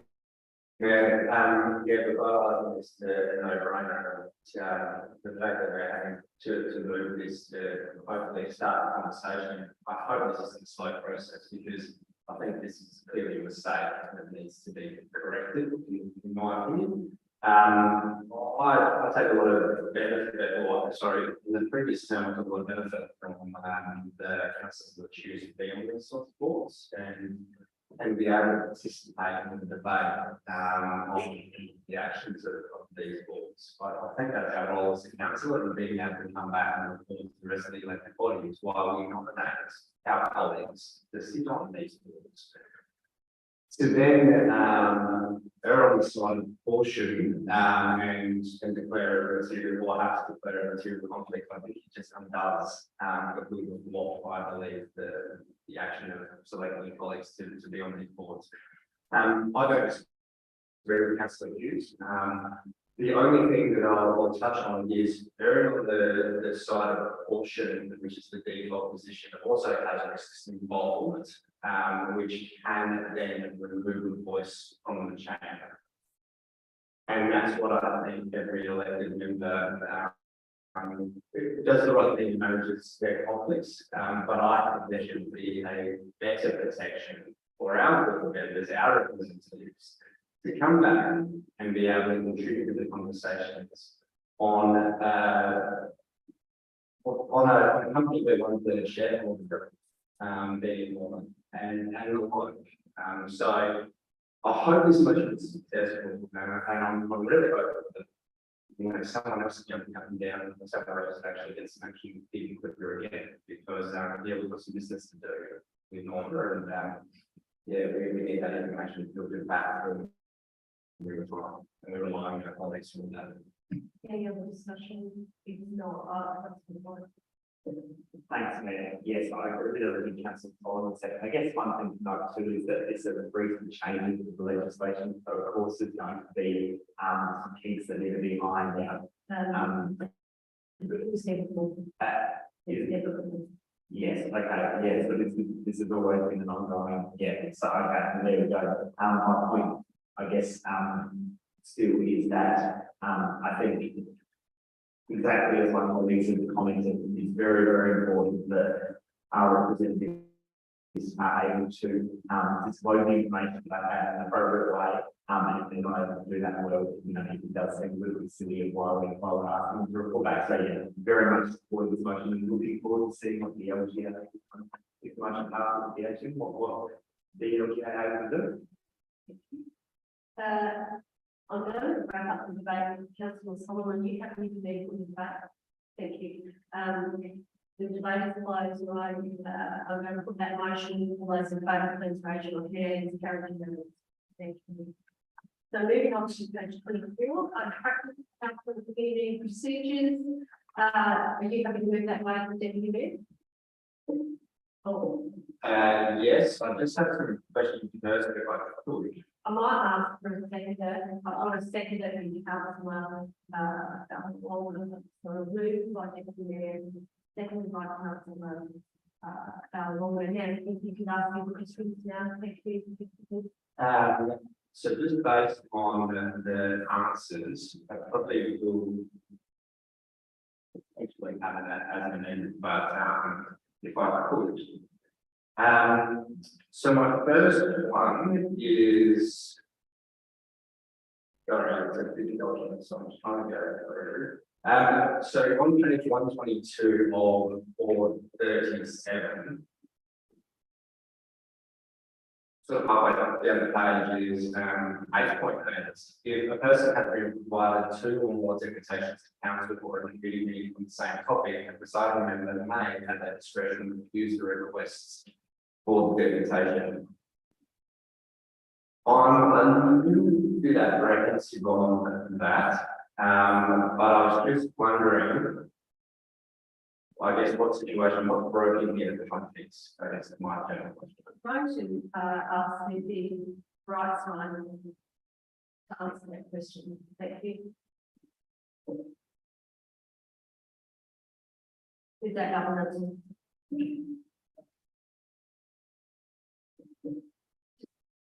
Not touching it. Now it's on. Okay. Oh, sorry, I didn't know if I pushed it or you pushed it there. Really sorry. I guess Some of these are covered in a training session, so I'll just reiterate some of the points where my thinking was at. It was thinking there would be a lot of meetings with a lot of deputations and sharing the opportunity around to members of the community or who haven't spoken, or there's been a lot of members of the community who've come every meeting and spoken on the same topic, so to spread that out. I guess from a governance perspective, and I know that not all meetings do have adjourned business to a following meeting, but there have been some where the first item of business for a particular meeting isn't actually even considered until 9:15 that night, because of the volume of deputations. I put it up as a main.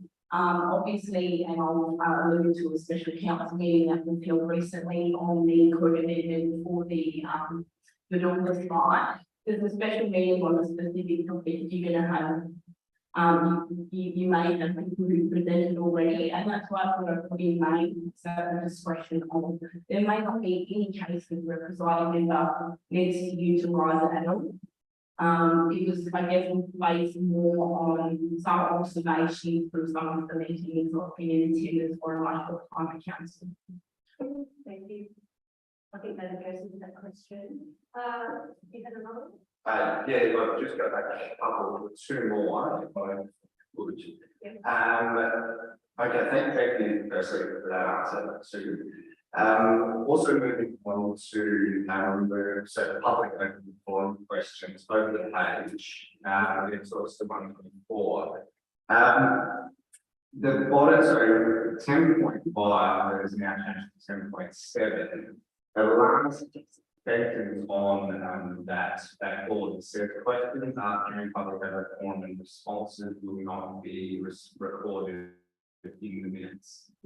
I know that we recorded the public open forum questions in the minutes, and we also spoke to that tonight.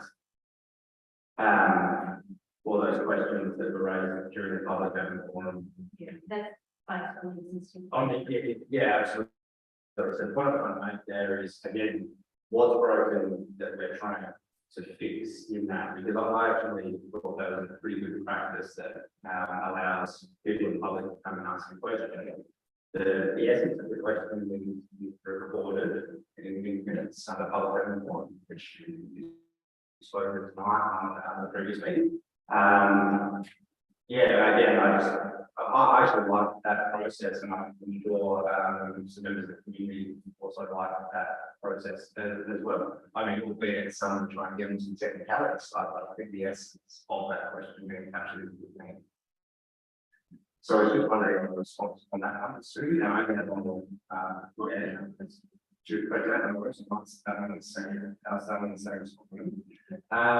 so open page.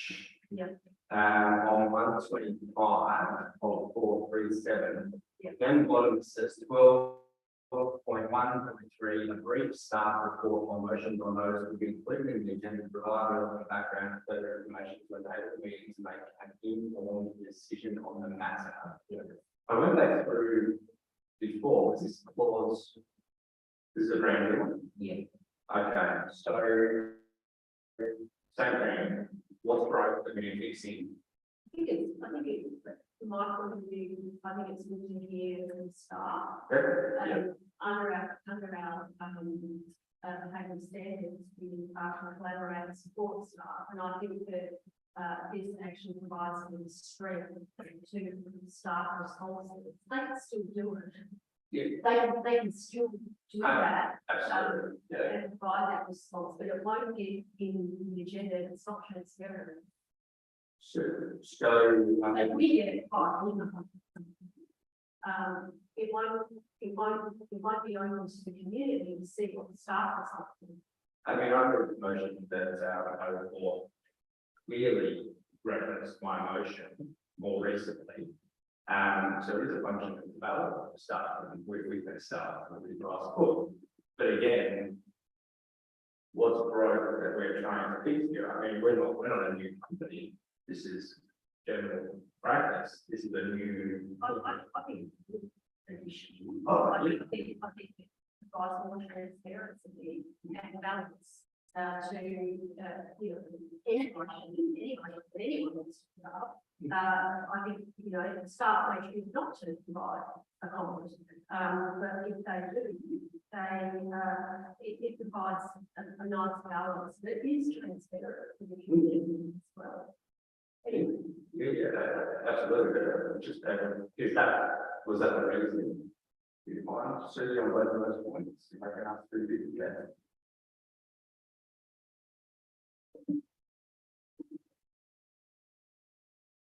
Through the mayor, I'll address the public briefing forum question first in relation to why questions without notice or questions from the forum won't be included in minutes.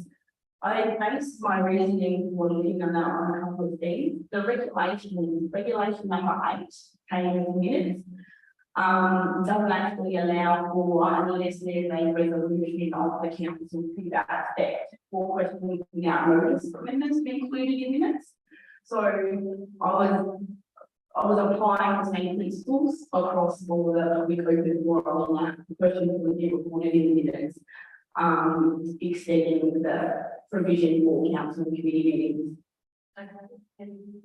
Yeah, and in respect of the officers report, I don't always think every something has to be broken to fix. You can always improve and enhance. So I based on my experience within the local government sector, think that having an officer response by a subject matter expert within council may provide council members or committee members with more information to make an informed decision and fulfill the guiding principles of the meeting regulations. Thank you for that response. I think that addresses those questions. Thank you. Yes, can. Firstly, Susie, thank you very much for those answers. And look, and please don't take offence to why I'm going to move and as amended the version of this motion. I'd like to remove 8.8 in regards to the public open forum. I'm actually liking the decision of recording those questions coming through. And that's the reason behind that one. Sorry, 8.8 is if a person is provided to all limitations. I think the presiding member has that discretion regardless. Yeah, I think the presiding member has that discretion. My notes. 8.8, sorry, is fine. I'm talking about public open forum questions. So it's 10.7 on page 124. I'm liking the process of the ability of a public open forum user coming in and asking some general questions that are being recorded in minutes. That those questions were asked. I see the opportunity there for people following through on agendas and minutes and everything like the questions that they might have on the rare occasion if someone's asked a question they were thinking to ask, it's noted in those minutes. I don't see it as being a massive administrative problem. I don't. You moved the original motion. You moved the original motion and now you want to change it. I'll say that I'm with the original motion as an amendment is for the basic questions that was going to ask. But you've already moved the motion. It's already been moved. That's right. But I did say that I'd like to move the motion based on the questions that was going to ask. And I'm for an amended version is what is the word that I used. I took it that you were moving the original motion. Oh, my apologies. My apologies, Mayor. I'm getting very confused. I wanted to ask the questions prior to be able to answer. I think the presiding member, you're looking at 2.7. 10.7, yes. And you want to remove that? No, just the last sentence, 10.7 question during the public open forum and responses will not be recorded in the minutes. Remove that. Yeah, just that last sentence, and again, it's not, again, it's what you pointed out, I just find it enlightening a process, and I think it's a good process to keep in there public open forum. And the other bits that I'd like to remove is the 12.1.3 on page 125 of 437. You don't start providers. No, definitely not. That's not what that is saying, because we do like to start providing responses, and they have historically for many years to the changes that they support historically.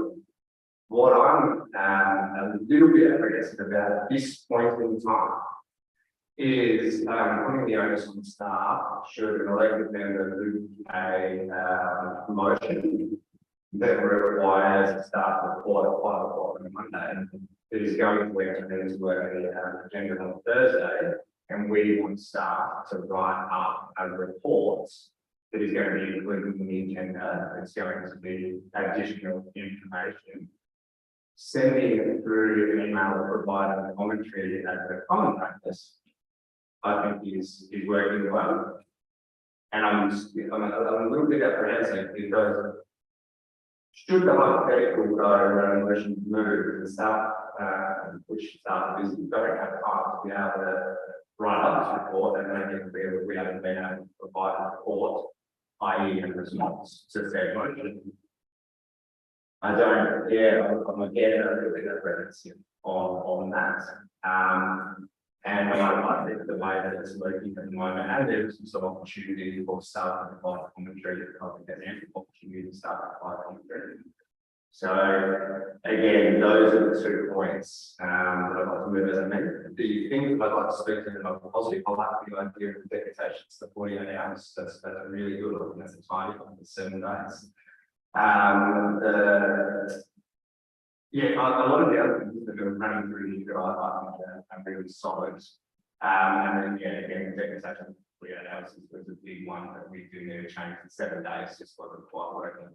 So I'm going to do that way and feel that in course.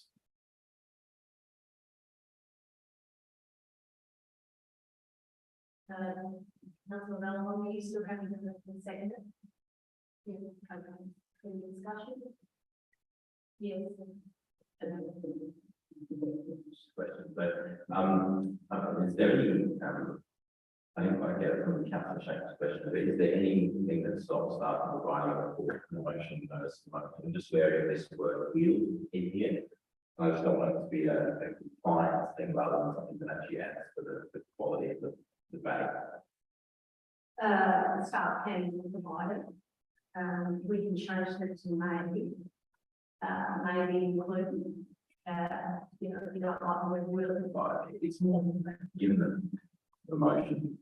I mean, personally, I might see that as fit, but the motion that we have to put down Yes. is that's been removed, but I'm just checking there's nothing that stops staff from doing that, should they see it. Well, it might be transparent and the community might see it. So there is something that prevents putting a report on a motion or notice in the agenda if we take the rules out. Staff still can. And do you want to provide comment, Sharon? In relation to, I suppose, the definition of a brief report, so I suppose in practice that where I have seen councils have used or have provided an opportunity for staff comment. It's normally just effectively a you know, very similar, just a brief report, so it's not actually a full report in relation to the motion. It's just additional comments or additional information that the council may have to actually provide. Below the motion. It's below the motion. So can I have a 3 paragraph? Yeah. So that's the intent of it. So and effectively, so it might be that the fact that council staff or administration might have some additional information that can actually ensure that the consideration of the issue is not actually making a requirement for a staff member to do a full report in relation to that motion. So I just want to clarify that because everyone's talking about writing a report, that was the intent. And potentially that the comment might be, yeah, it's a bit of a shame that this wasn't brought up as a workshop. Because that was what the workshop was for. And I think at the workshop, we had a workshop on the code of practice. Yes, it was. That was in there. That was in there. That was in there. Yes. Yeah, it was in the code of practice. Yeah, it was.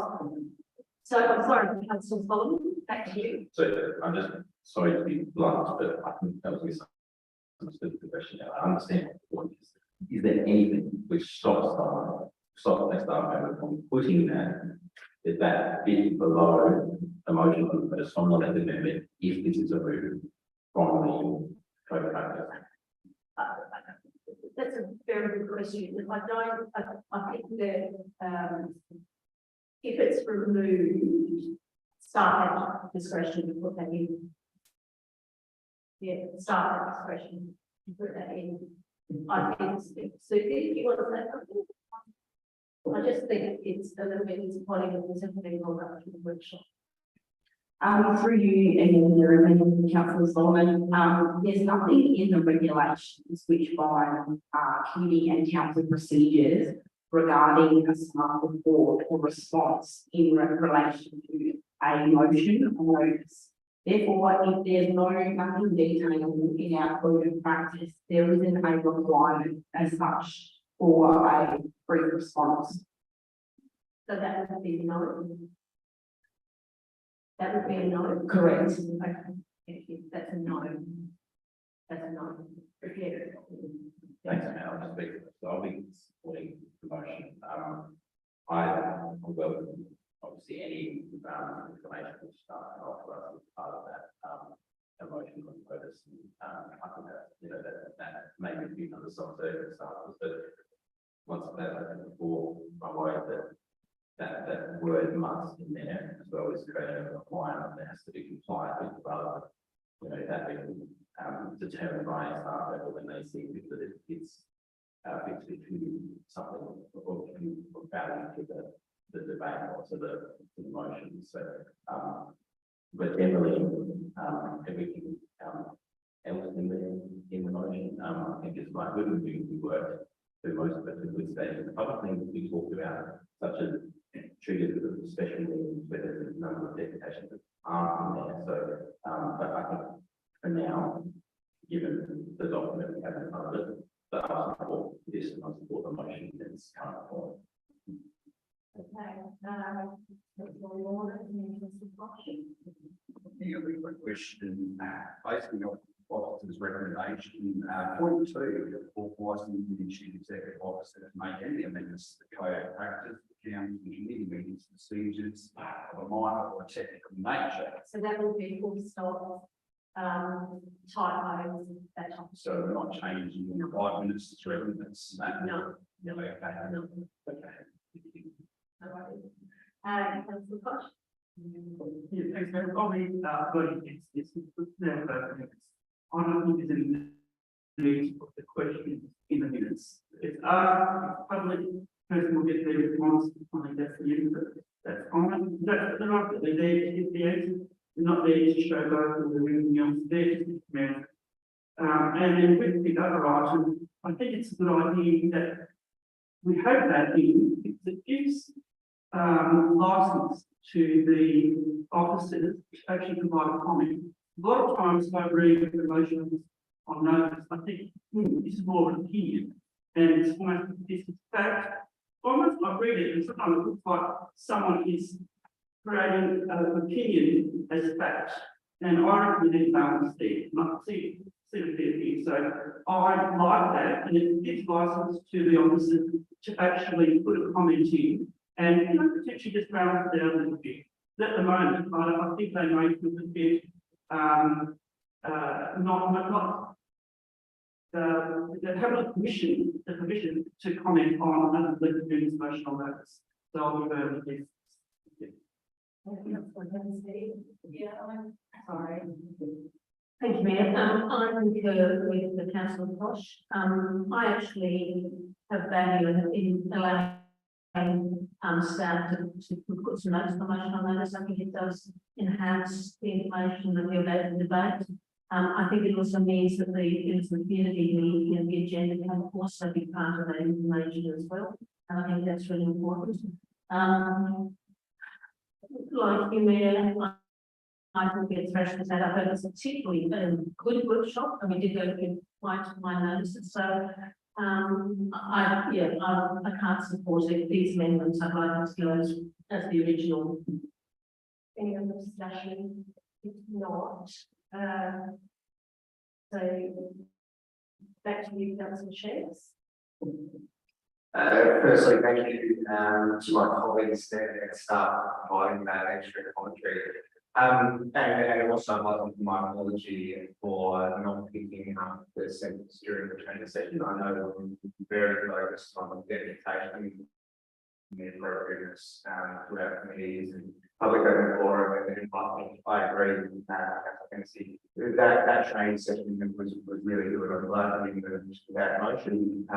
This is the wording document, and I put my hand up that I missed that particular clause in there. And wasn't until last night. I went, hang on a minute. And I did ask some questions before I sort of my opinion. I think we're almost there in that word. So I think it's teasing this out. It's just the word that sits there as it sits right now is a register staff report on motions on notice will be included. It will be included in the agenda to provide a matter and further information to the table of the meeting to make an informed decision on the matter. Now, I just think the wording's off. I think the wording should be a brief memo. May be provided to motions on notice. I know it's a technical nature, but again, and I apologize for not picking this up earlier. But as it sits right now, I'm just not right there on those 2 minutes. They're one. I get it, but I don't want to get to the position where we're moving motions and then the reports that are coming through, and all of a sudden we're in this debate sphere of the staff reports and then in the chamber as well. So unlike the debate information's coming through, and I like keeping it up. I'd like to keep it as it is until we come up with better wording in this particular matter. And look, I respect that some people might not agree with that. I think that would be disrespect to staff and all too as well. But yeah, just those sticking points. I also thank the staff for taking on board the feedback of capping deputations as well. I think that was a very nice conversation in the training session, and it was listened to as well. Again, I appreciate that. So yeah, it sits like it sits that I've moved, and I have to get some support, and then maybe another review. The debate is closed. So put that motion on those in favour, please raise your hands.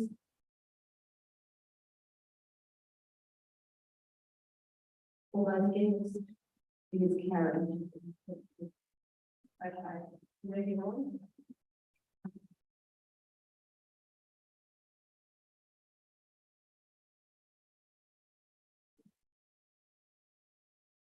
Electricity procurement and stuff. You happy to move that way, Councillor Ballaloka? Thank you. Do you have a seconder? Do I have a seconder? Councillor Davies, thank you. Any discussion? Yes. I'm just looking at the savings figure that you've got. Is that include the repayments we're paying each year plus interest? And also, perhaps, the fact now that we have to list maintenance that more appreciated. So that's I'm just wondering about that, whether the figures we've got. Tim Kelly, can you come up and answer that question, please? The same, basically. Well, that's a true answer there.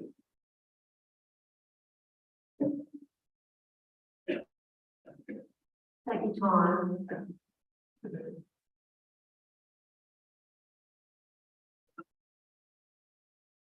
Through the chair, thank you, councillor Koch. When we talk about the savings, what we've been careful to say, this is the electricity procurement update. Yes, Okay. yes. So, could you please just repeat the question, councillor Koch? Quickly, running at the time. It's to do with the savings, whether that's negative or not, taking into account appreciation, repayment interest rate. Are you able to answer that question, Chief? Yes, yes, I am, and there's two reports tonight, one on the public lighting, and there's this one on electricity. So on this one, I think ignore that question. I think that relates to a later matter. Is that correct, councillor? Okay, sorry, Tim. Sorry, Tim. Thank you for coming up, though. Okay, so we have a recommendation. Having distribution received. We don't have to do anything we don't want to. We can ignore it. Sorry. Oh, it's not up there. It's not up there. Oh, that's wrong. Okay. Any other discussion? If not, I'm going to put this motion. All those in favour, please raise your hand. Carried. Thank you.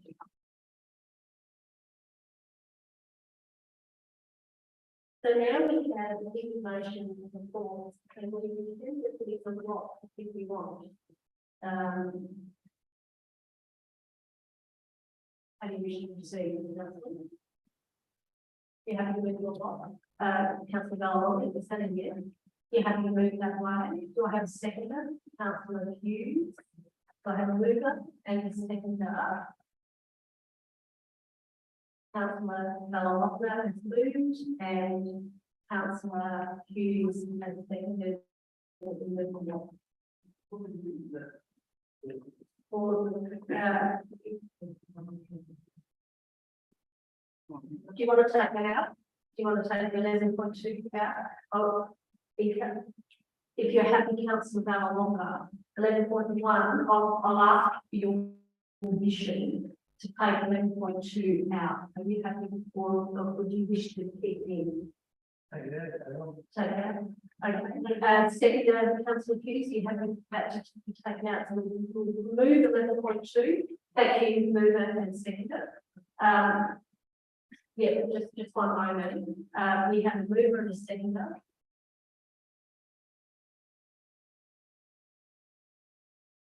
Yeah.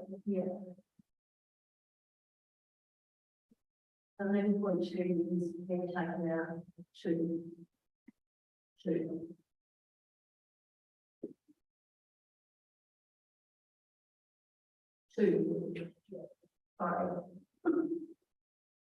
11.2. Yep.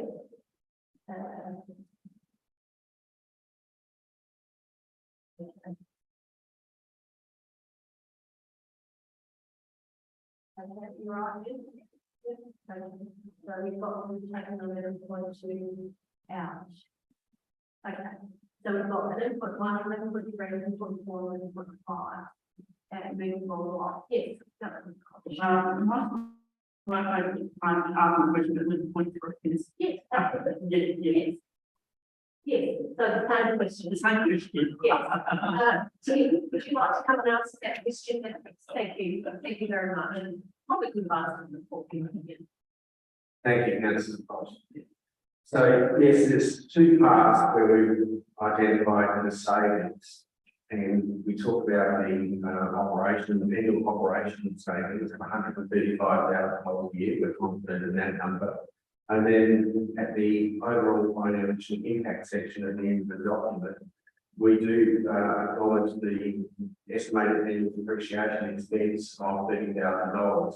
So then that drops down an annual estimated recurrent annual savings of $105,000. Thank you. Thank you, that, I think that addresses that question. Okay, any other questions, Councillor Hughes and then Lindsay Baird?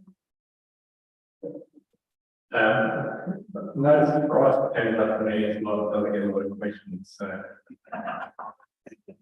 But yeah, this is not a big surprise. Questions to you, Ross? This regarding the, I think it's really good, consultation, and Conley Park has been picked out as our favourite park, which I agree. Yes. What has happened is, and I think what happens most areas, people like, I sort of noticed again on the weekend, we've got 2 tennis courts at Conley, there's a basketball net sort of set up in one, which means basically that tennis court's taken out, where we have another half court basketball, something close by, or other. So this strategy that I think Ross would be involved with this, sort of help sort of handle those sort of situations and give us, because I think there's been kids riding bicycles in the tennis court area as well, it wasn't a safe place. So that's sort of the general question about how we're going to sort of cater all these needs in our probably our most popular park. So the present park for basketball court is used all the time. And they're used by many different ages, parents, children, older children, young people, it's used all the time. So yeah, that's a really good question. So are you able to address that, Brian? Right. You're going to take it? Yeah. So through the chair, the program inclusivity strategy actually sits within Wendy Young's division and is being developed by So I can answer on behalf of, and Richard can correct me if I say, the intent of the strategy is to develop a roadmap for play spaces within Northern for the next 10, 15, 20 years, and actually cost those out as well. So all part of our asset management plan and long-term financial plans. And the feedback from the community around what is needed in various play spaces will inform that strategy. So if the community feedback is that an additional half court is required from the reserve, then that can be put into that draft strategy, adopted by council at the end of the process, and added to that long-term financial plan for investment. Thank you. Yeah, I had 2 questions on 2 different reports. The business innovation report. Yeah. I was just wondering through you, Mayor, if that was just you might not be able to, but how the conversations going with the Board of Development Group on their presentation? Do you have any, I guess, teasers for it on what we may expect next week? So through the chair, I attended a board meeting, Councillor Bolt was there last week. And there was a general discussion about the harbour operations, but the board were holding a special meeting this morning that I was a part of to formulate essentially the proposal and proposition that I'll be presenting to the council in our workshop in a couple of weeks' time. So unfortunately, I can't give you any teasers at this point because Thank you. You have another question? Yeah, just on 11.3, the public lighting, which I think is a really good news story, by the way. I think it was a good choice of council at the time. It was a shame we didn't secure the grant funding, but to pull the trigger on projects anyway, because of the benefits. Like, the return on investment was clear, and we're actually only seeing that. Just on page 496, it talks about the capital budget allowance being $1.3 billion. And then I think clearly outlined why we weren't able to deliver the full extent of the public lighting upgrade, being the land beds, et cetera, et cetera. But it actually turned around and said that the unspent funds will be 455,368. Is that now operational saving? Can someone explain how that works?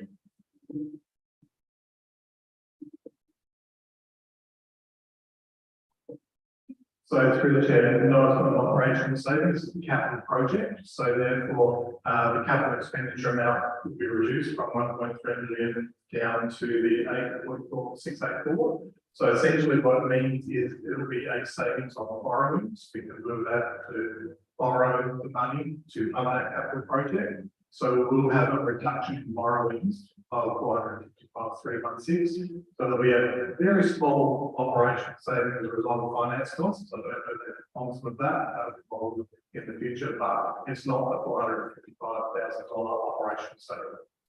Thank you. Any other discussion, Councillor Bosch? Yeah, that's one comment over the place area. And I'm looking at page 220 of 433. It's talking about the beneficial outcomes of biodiversity, and then it talks about human health. So the connection between natural environments and the environment, soil, and your health.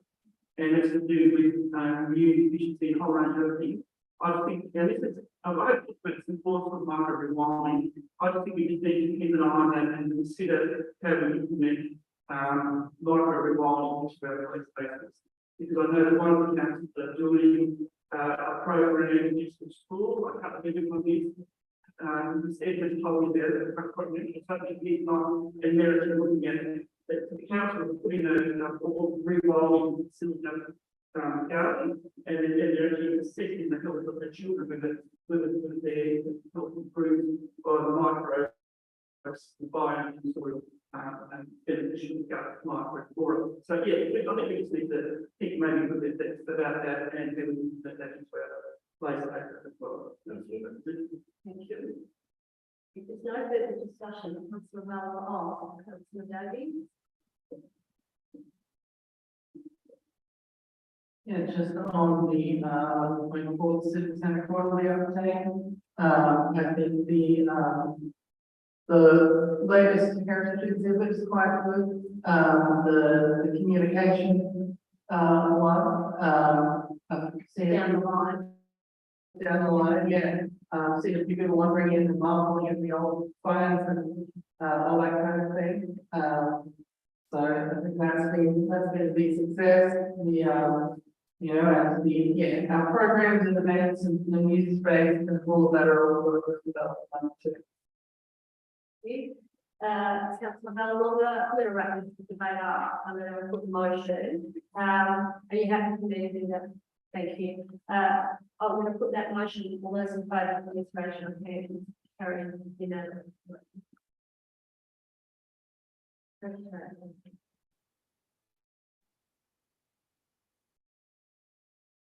now on page 87, recommendations from committees, and I'm going to them. Sorry, what? Oh, level 14, sorry. Oh, sorry. Sorry.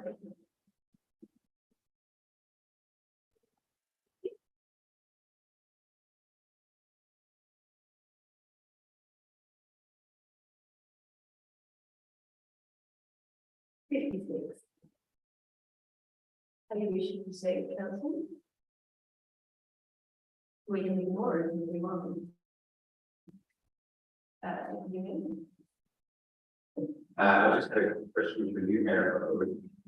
Are we able to provide a response to our public open forum presentation tonight? Just touching on the wording and sorry? A response to some of the information public open forum by state and Sheffield. He made comments, he didn't ask any questions. He made many comments. I didn't recognise the question. No, sorry.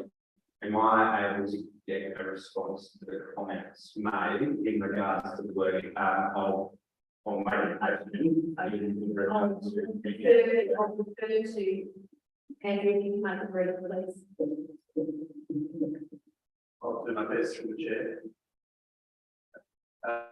I've the concise version without going to kind of grab all the item legislation and what it all means.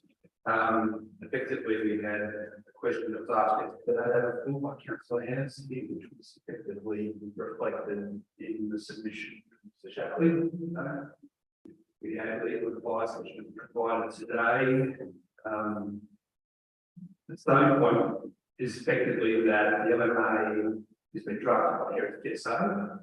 They have our role as administrative to basically make sure that the CEO signs it off, but effectively it is something which is developed by Heritage SA, and it's also administrative in terms of enforcing it later on. In terms of the specifics of the matter, though, the concern comes from misconception or misreading of the LMA. Effectively, it pivots on clause 7 of the LMA, which is about how it will be rescinded. The LMA only exists by virtue of the division application. So if, for example, the people who got the walk off, for example, they never come back, you effectively have an application to the division to be approved, which will not be ever acted upon in regards to following issue, which means the LMA can never get on the land. So the hypothetical, however, that they raised by Shapley and Councillor Hennessy was, well, what if they get approval for the division? They go through all the steps, so the division approval, development approval, clearance. There are actually steps effectively. You've got an approval, you're going to make price all 4 titles. Someone then hypothetically puts a DA and says, all right, I'm going to walk away from this DA to the house. I want to have a remove the title. That's the proposition being put forward. Now, could that happen? This is the question. The answer is no, it can't, because the way the LMA is written is it relates to the division. So in effect, division is developed under the Act. So once the division has been approved, assuming it will be at some point, you had to put 3 steps, and then the pay debt contribution broker space, and all those things. The LMA registers the title of when they get clearance. We'll put the DA in the development, even those. But effectively, the division relates to the development. So the LMA relates to the division. And you can't, because you've had a DA for houses or lapse. So why would the LMA for land removed? It's not how the LMA is written. And that's our legal advice. So I'm going to watch that first, but I don't think it's the point, because it's about the specifics of the clauses themselves within the Act.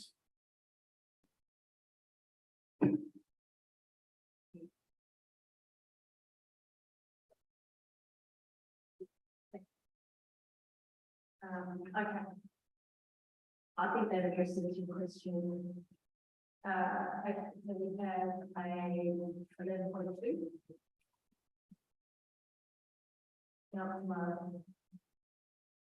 You wish to make the motion? Yes, Councillor Davies.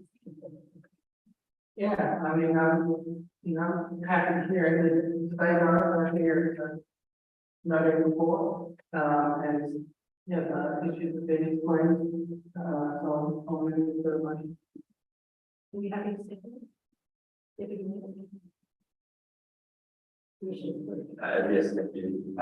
Yes, firstly, thank you, Mr. Self, for that clarification. I think picking up on what you were saying and reaffirming the email that we think before sending Councillor Hennessy as well.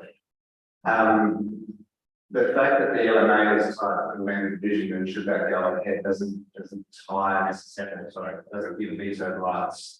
Should a person come in and want to build a dwelling and then substantially start in 12 months and then have the right of lapse. I think that's where the lack of a better term, confusion was getting talked about tonight. It is the land management agreement, and as Andrew Russo pointed out again tonight, that Heritage SA recommend over the land. And this is following that process to be able to put that safety net, which land management agreements, I believe, are. And it does have the protection of the subdivision as a whole development, not a single dwelling. So yeah, look, again, I'm Thank you for that clarification and happy to support the noting report. Any other discussion? If not, Yeah, thank you, Mayor. Of all the reports in tonight's agenda, this one will, of course, need the most concern to a point of despair, because we sit at the council and we've had, this is the second item that we have now through the new planning act and the realisation that as an elected members group, and more importantly as the community, the degree to which the community gets to be involved in these matters is now almost puzzling. What we have at the Churchill here is a very motivated and interested group who have purchased properties in that area and are deeply concerned about its about their heritage area and its concern.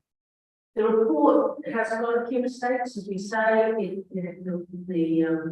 The division of land was happening before 1985, and in fact, right at the moment, there are heritage standards for Burra, Windsor, and Tara, capital consultation. So things are starting to move, and all of this I've learned from the property owners in that area were keeping their finger on the pulse.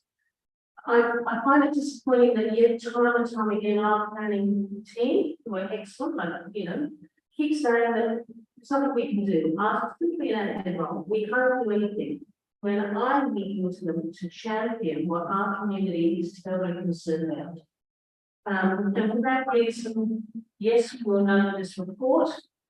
I'm glad that I have clarification on the legalities of the wording, but I stress that these matters continue to cause a large percentage of our community concern, and they're looking to this council to champion the concerns we all have about what is happening under the new planning act. Thank you.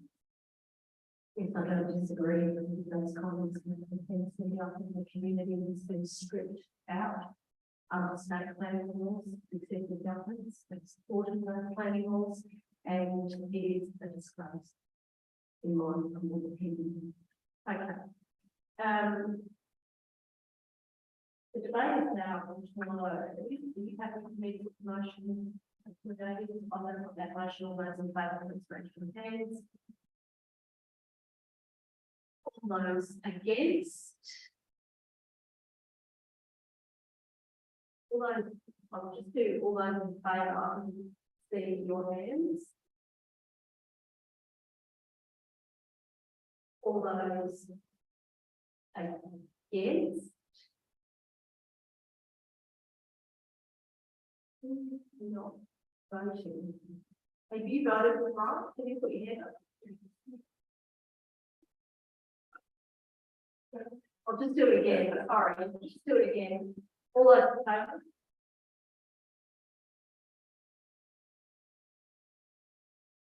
All those against? The motion is lost on the casting vote of the end.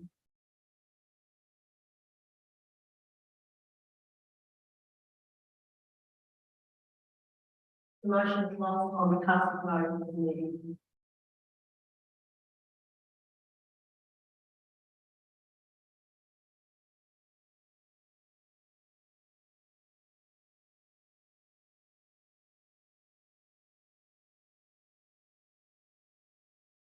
Thank you.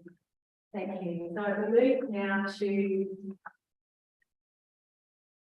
recommendations from committees. We're going to keep going and then we'll have a break when we finish in committees. Okay. Motions made under delegate law, page 7, by the way. Recommendations from committees, and I'm dealing with the law you provided between the first up. Motions made under delegated authority from the 12.4. Thank you, Councillor Davies. Second by Councillor Malcolm. All those in favour? Carried. Item 7.1, Youth Development Officer update. Thank you, Councillor Davies. Moved. Seconded by Councillor Hughes. All those in favour? Carried. Item page Recommendations from the Audit and Risk Committee. We've got motions made under delegated authority 12.2. Moved by councillor Potter, seconded by councillor Ballawonga. All those in favour, please raise your hands. Carried unanimously.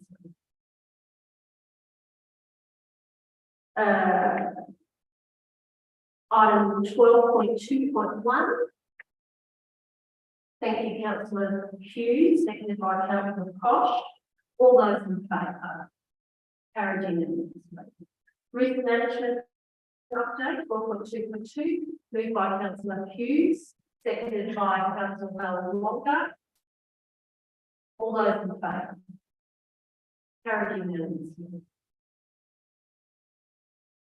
Over the page, we move on to a recommendation from Corporate and Community Services Committee on the 11th of July. Got motions made under delegated authority for noting, and that is on page 90.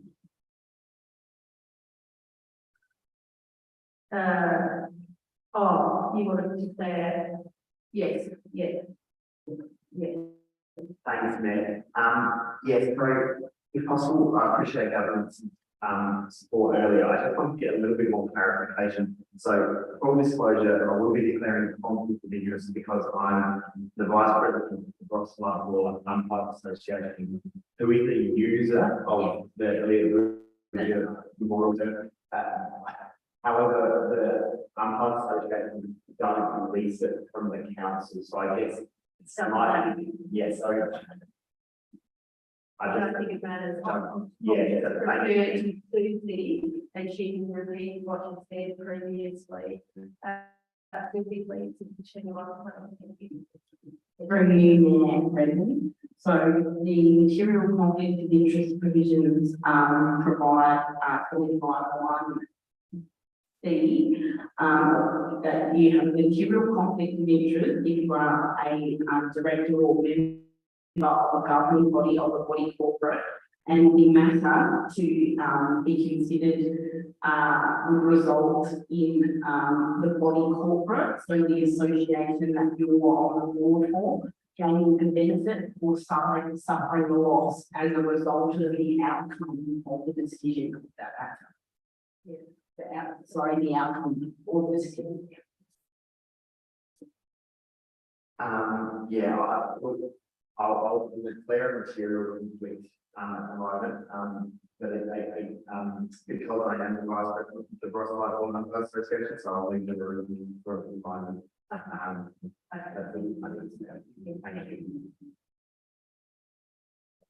If you can just note that, Susie. Okay, right, so officer's recommendation made on the delegated authority, yes. Yes, it's to do with the span matter, it was the future Memorial Park. On the sports investment for the it's not on the committee. So I made that same comment that the committee was referred in the campaign. I don't think that's a conflict. That's not a conflict. No, it's yeah. Thank you. Thank you. Okay, then mover and seconded is councillor Hughes and seconded by councillor Kennedy. Moved by councillor Hughes, seconded by councillor Kennedy. Thank you. All those in favour? Carried unanimously. Somebody voting young. Yeah. You can come back in. Recreation vehicle parking, so I'm on page 91 now. Happy to move that way. Happy to move that way, councillor White. We have a second, councillor Henderson. All those in favour? Carried. All those in favour? All those against? Carried. Courtbridge. Councillor Henderson moved. Do I have a seconder? Do I have a seconder? Councillor Lorna. All those in favour? Carried. Thank you. I'm over the page now, and renaming of Pocket Park and Julia Terrace. Moved by councillor Hennessy, seconded by councillor Small, councillor Hughes, first, or second. Moved by councillor Hennessy, seconded by councillor Hughes, all those in favour. Carried. External bodies report, yes, right, let's go one by one. Let's go one by one. I was going to start with you. I'm always going to make I'm left-handed. It is general conflict. Yes. Because I've already been for part of this. Yeah. Yeah. What are you going to do? I'm staying with there's no loss behind it. Yeah. Therefore, you can't people like. And I'll be contributing to the discussion. Okay. Okay. Okay. Thank you. Councillor White. Thanks, Mayor. Yes, I'm the deputy board member for Northern. So for the second part, like the second part of this office recommendation, it's a general conflict, general conflict and staying in the room and voting the best interest of all the community, contributing to the discussion. Thank you. Councillor Hughes. Yeah, thank you. Just, I'm council's representative on the Gorno District Advisory Council, and declaring a general conflict. I'm going to stay at the meeting, but work in the best interest of the community. Thank you. Anybody else? No. Councillor Solomon. So I didn't probably understand, but that's my reason is completely different than another, the same reasons. I'm going to declare a material conflict of interest for the Parliament and least where it's. So choose. Yeah. Yeah. Happy with that. Yeah, you can leave the room. Thank you very much, Councillor Solomon. That can be noted. Okay, so we have allowed Councillor Solomon to leave the room. External bodies report, there is no minutes of who wishes to move. Do I have a second? Councillor Valentine. You wish to make a comment? Yes. Thank you, Mayor. Yes, great. Please do both minutes. I do notice though, and I know Councillor Hughes is our representative on the Gorno District Advisory. There seems to be no indication though in the future planning for the facilities at the health centre that they don't seem to be taking into account all this growth, let alone the growth that's coming from Concordia and Roseworthy, which is of some concern, but it's certainly very much in our purpose. So we need to know that a state government facility is also taking that kind of planning as well. And I just noticed with some concern that their community consultation does not seem to be moving through into an action plan. So while they're engaging with the community, obviously they're experiencing some difficulty seeing those actions come forward. Thank you. I tend to agree. I think that it's a big public hospital. It's an exceptionally busy public hospital, and Councillor Hughes, you able to make any comments to provide something back? Yes, I'd like to remember that PFI has been trying to organise a meeting before the general practitioners and something that we could sort of look into as well as one for the residents. But it is actually quite a big area. We cover up to Williamstown and around through to Wells, Martin, Breedley. It is a massive area that we cover as Gorno districts. And as far as Concordia, it's certainly something we discussed and pushing. We've got a meeting on Thursday, 2 nights' time, where we going through this whole process. And there is a lot going on. There is a big group of consultants, and it's quite an expensive process. And we are looking, for the next 10, 15 years or more. And we're trying to make sure it's not all about water as well. And also looking at other sites other than the main site. Cutler Road, sorry, not Cutler, the Lincoln Road. So there are other sites and other businesses, and we are trying to work with other specialists, but yeah, we've had that argument with local members and people about how work with those other, and you know, it did seem as though there was something that kind of already organising already, so we're trying to work in something that way as well. But yeah, we are trying. Thank you. I think that addresses some of the concerns, and I think the concerns will be raised consistently in the community and multiple roles. I'm going to put that motion.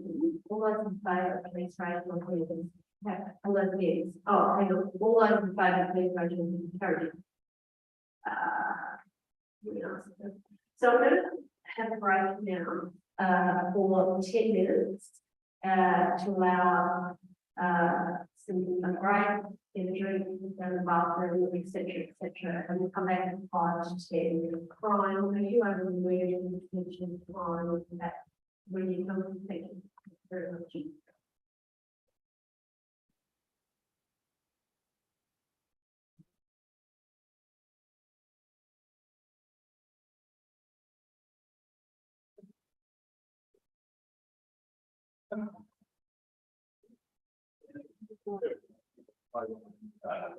The camera's not ready.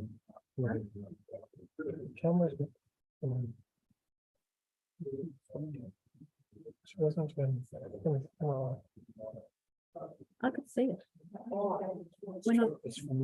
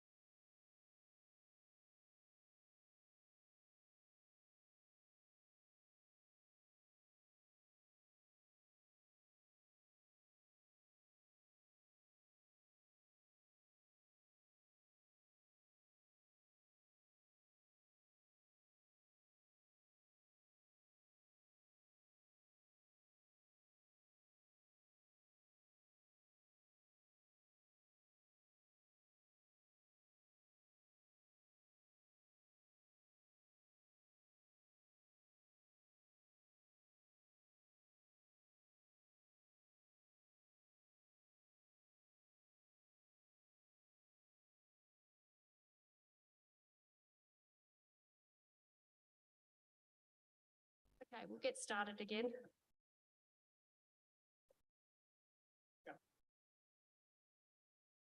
Okay, so we have. Oh, lovely, thanks. Oh, Ethan, where's Ethan gone? Oh, he's right there. Sorry, Ethan. Questions on notice. We have a response provided to Councillor Sample, tree planting, Mullamar Way, Gulleries. Thank you. That's in there. Are there any questions without notice?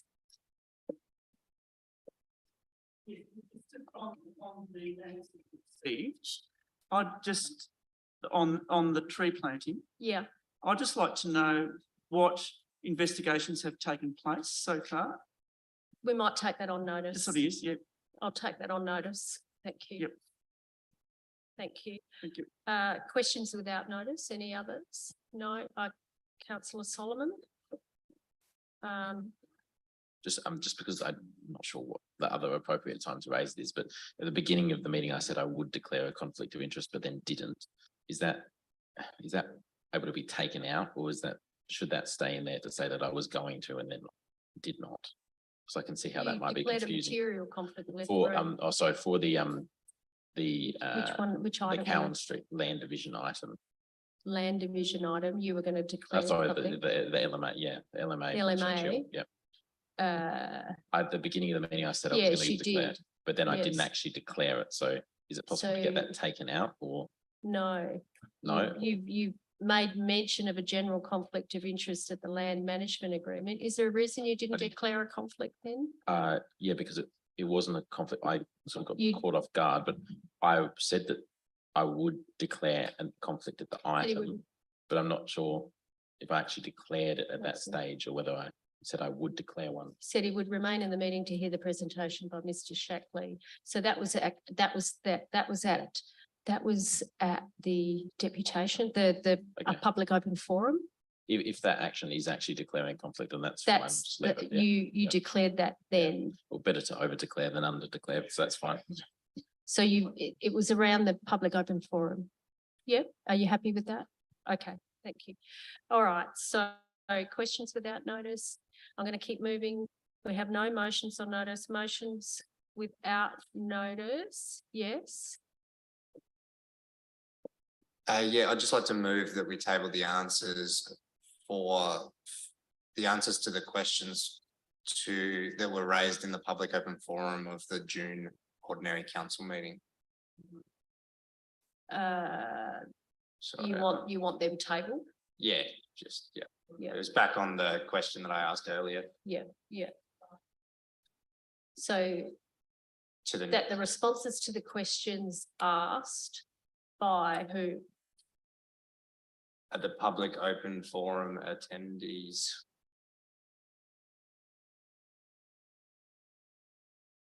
Are they the questions around the EB? They were the questions Those- around the EB. There's boundary reform and budget and yeah, there was all sorts. And I thought the responses were really good. I'm gonna ask that you move that as a motion on notice and we can get some advice. I'd like to get some advice on putting Okay. them in the public forum, in the public agendas. So I'd ask that you move that as a motion on notice, Deputy Mayor. I know I said, but I didn't know what you were going to ask. And I wasn't appreciative of the actual answers. So I now know, and I'd like to receive some advice on that. So if possible, if you could move them as a motion on Yeah, notice, I no. apologise. I know I No, said no. I'd accept, but I just feel that I need some advice. No, I respect that, Chair. No worries at all. Okay, sorry about that. Yeah, no, I apologise for that. Okay, so council member attendances.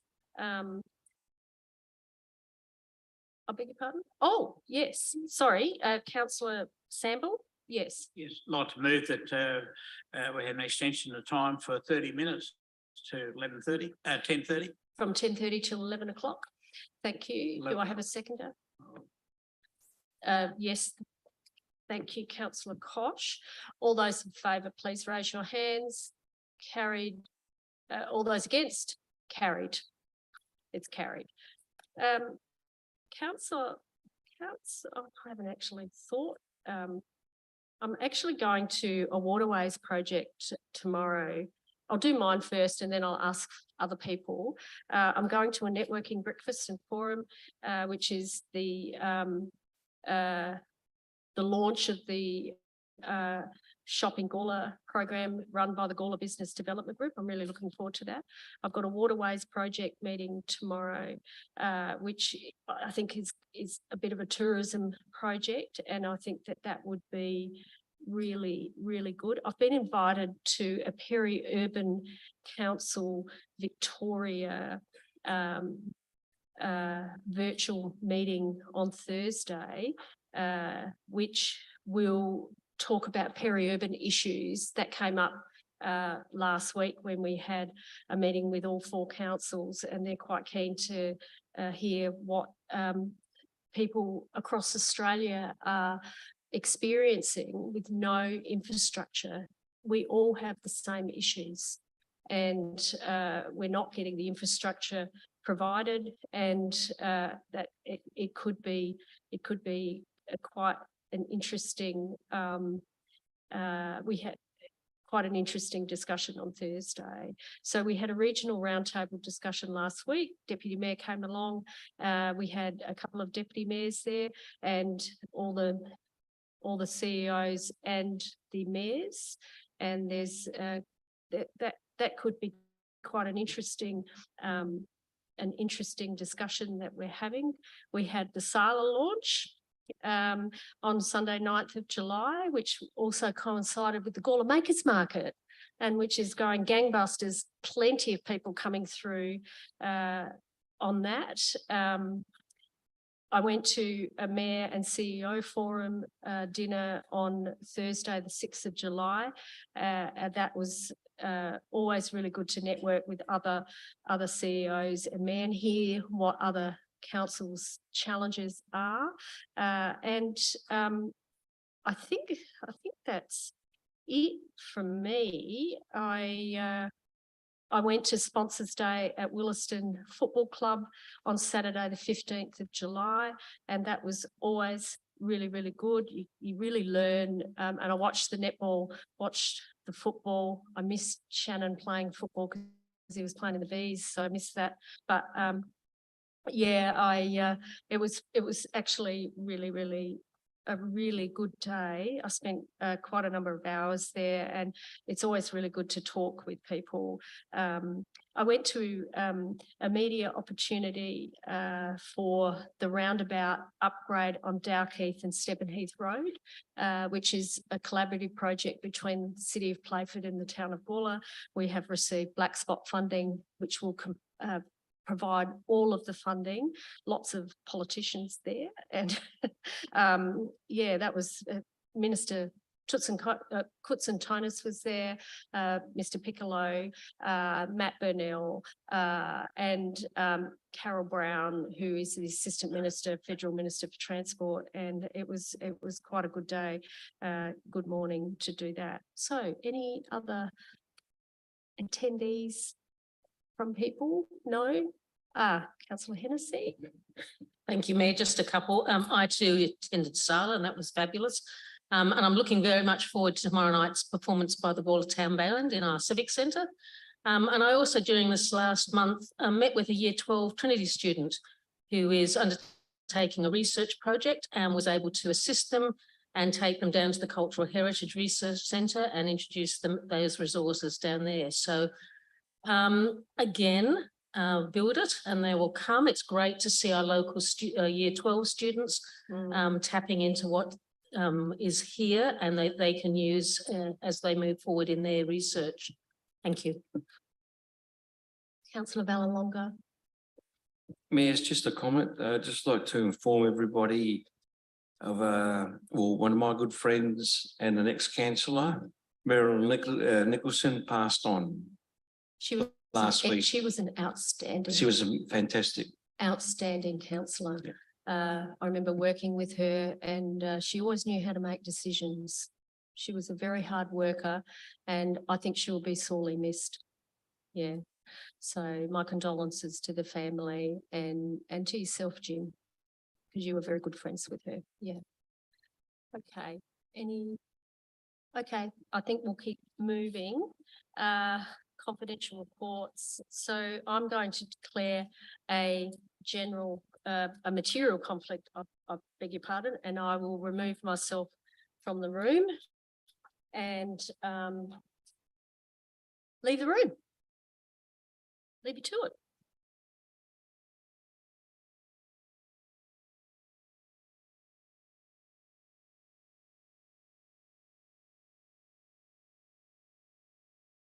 Thank you, members. I too will declare a conflict, but mine will be general and I will stay in the room and contribute to the discussions. Members, I'm looking for a mover to go into confidence on this matter. Councillor Lorna. Do I have a seconder? Councillor Vallelonga? Any discussion? Sorry. Oh, sorry. Can I please get a statement on why we're going into confidence? Councillor Lorna. Sorry. Try again. Yeah, cool. Thank you. Basically, we're going into confidence on the grounds that the information and this disclosure of which would have involved the unreasonable disclosure of information concerning the personal affairs of any person living with it and legal advice. Thank you. Thank you, Councillor Lorna. Any discussion? Councillor Davies? Yeah, just around cleaning up the list of who's on there. The CEO is not here, for example, so I just want to, yeah. Just acting CEO.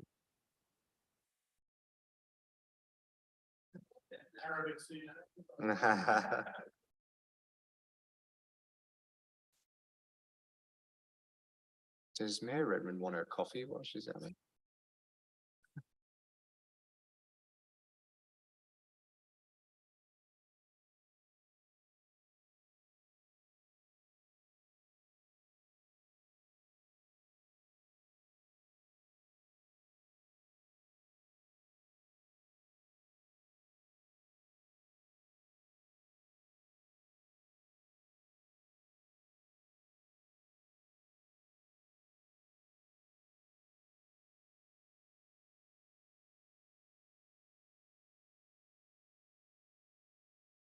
Okay.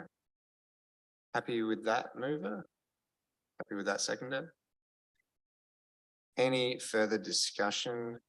There be none. I'll put that to the vote. All those in favour? Carried unanimously. We'll just give staff a moment to put us in confidence.